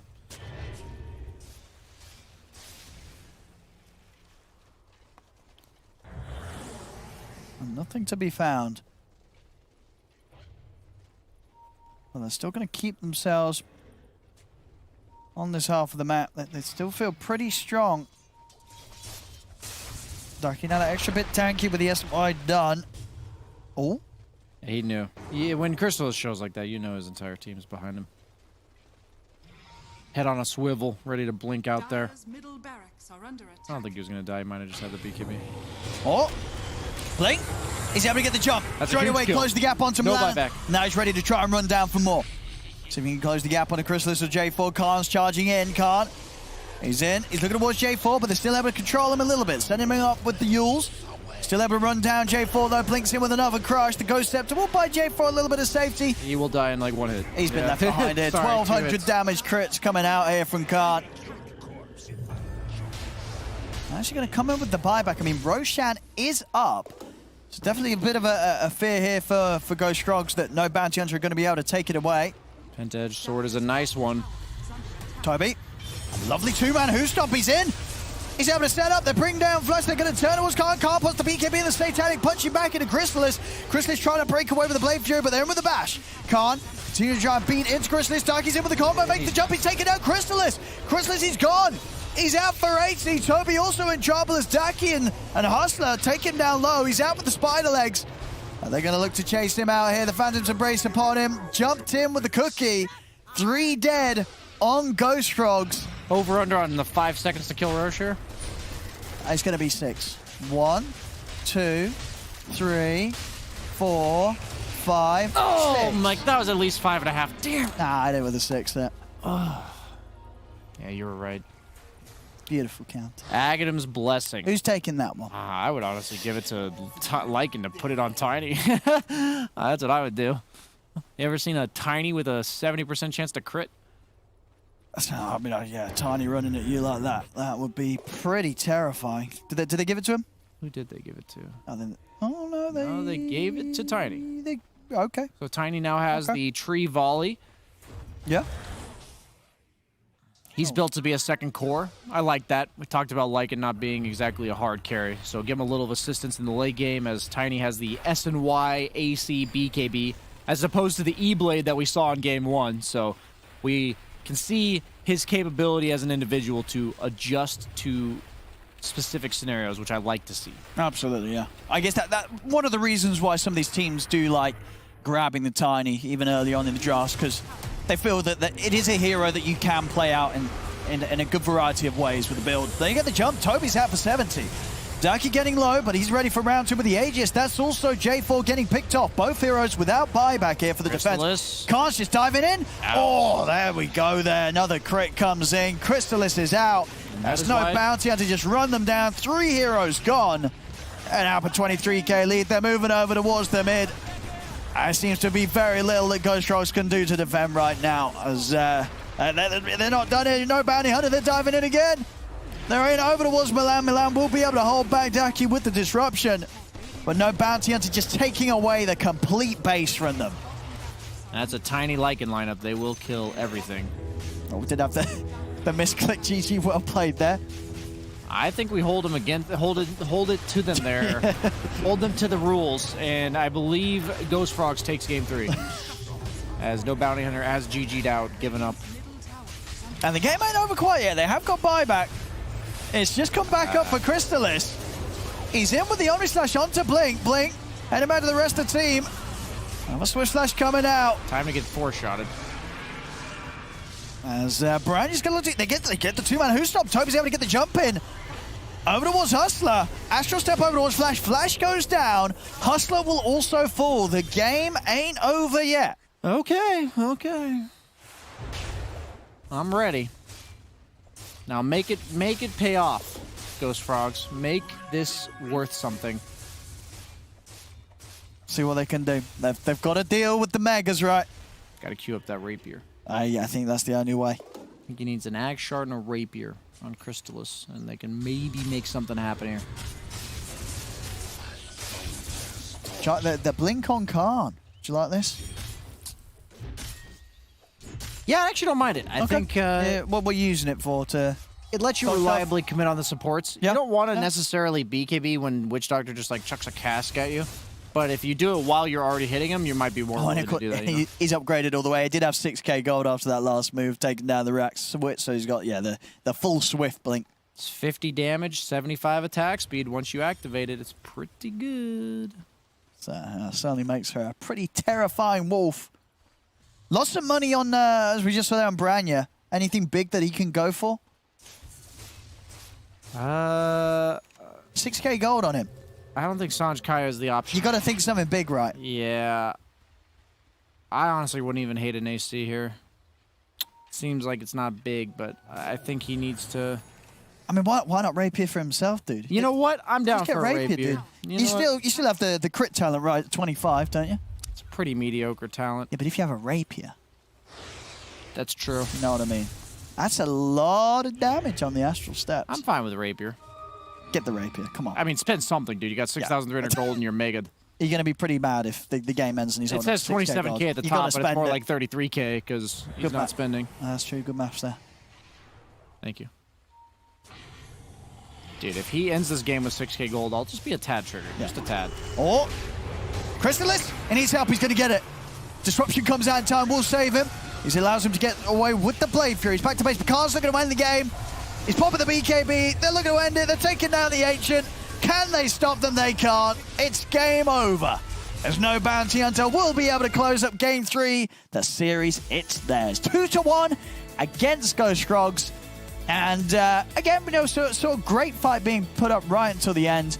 But at the end of the day, another match where the difficulty was certainly evident for the Jug. As you said at the start, Brian, you thought this would be a difficult game for the Juggernaut, and it certainly felt it. And Khan's Lycan looked pretty good here, showing us that this hero absolutely can still work, even with the changes. Yeah, I'll be blunt. I think No Bounty Hunter looked like the overall better team throughout the course of the series. I think the second game they were outdrafted, and it was very tough for them to pull it together. But Khan, I like them resorting to specialty heroes when they're not necessarily meta in a game where I think it was a great recognition. Like, I would have not picked Lycan myself, but the second they picked it, I liked it a lot, and you can just tell that takes good understanding of the hero across all patches, impressive performance from him and the rest of the team, and that's a nice victory for No Bounty Hunter. It certainly is, yeah. Very, very well played here in the series overall, showing some strengths and, as you say, just some sort of adaptation to the meta, bringing in things a little different. Khan, of course, just not dying at all. 12-0-11. And as we mentioned, just another great game from Daki on his Tiny with a different build. Works just as well. Fits the bill perfectly here. 11-1 and 10. Great stuff all round. No Bounty Hunter. They've done it. They'll secure themselves the series win 2-1 against Ghost Frogs. Great showing indeed, and the Lycan working out all the better. No Bounty Hunter, they take the series. We're going to talk about that third game and the series and the standings and talk to the winners. Oh, yeah, sorry. After the break.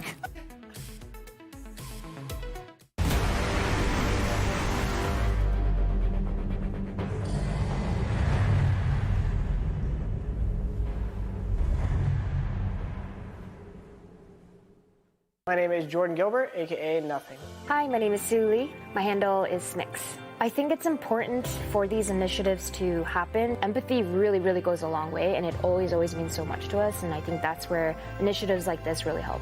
I encourage everyone in the community, anytime they see bullying, anytime they see someone getting called names, I encourage you to step up and say something. Good luck, have fun.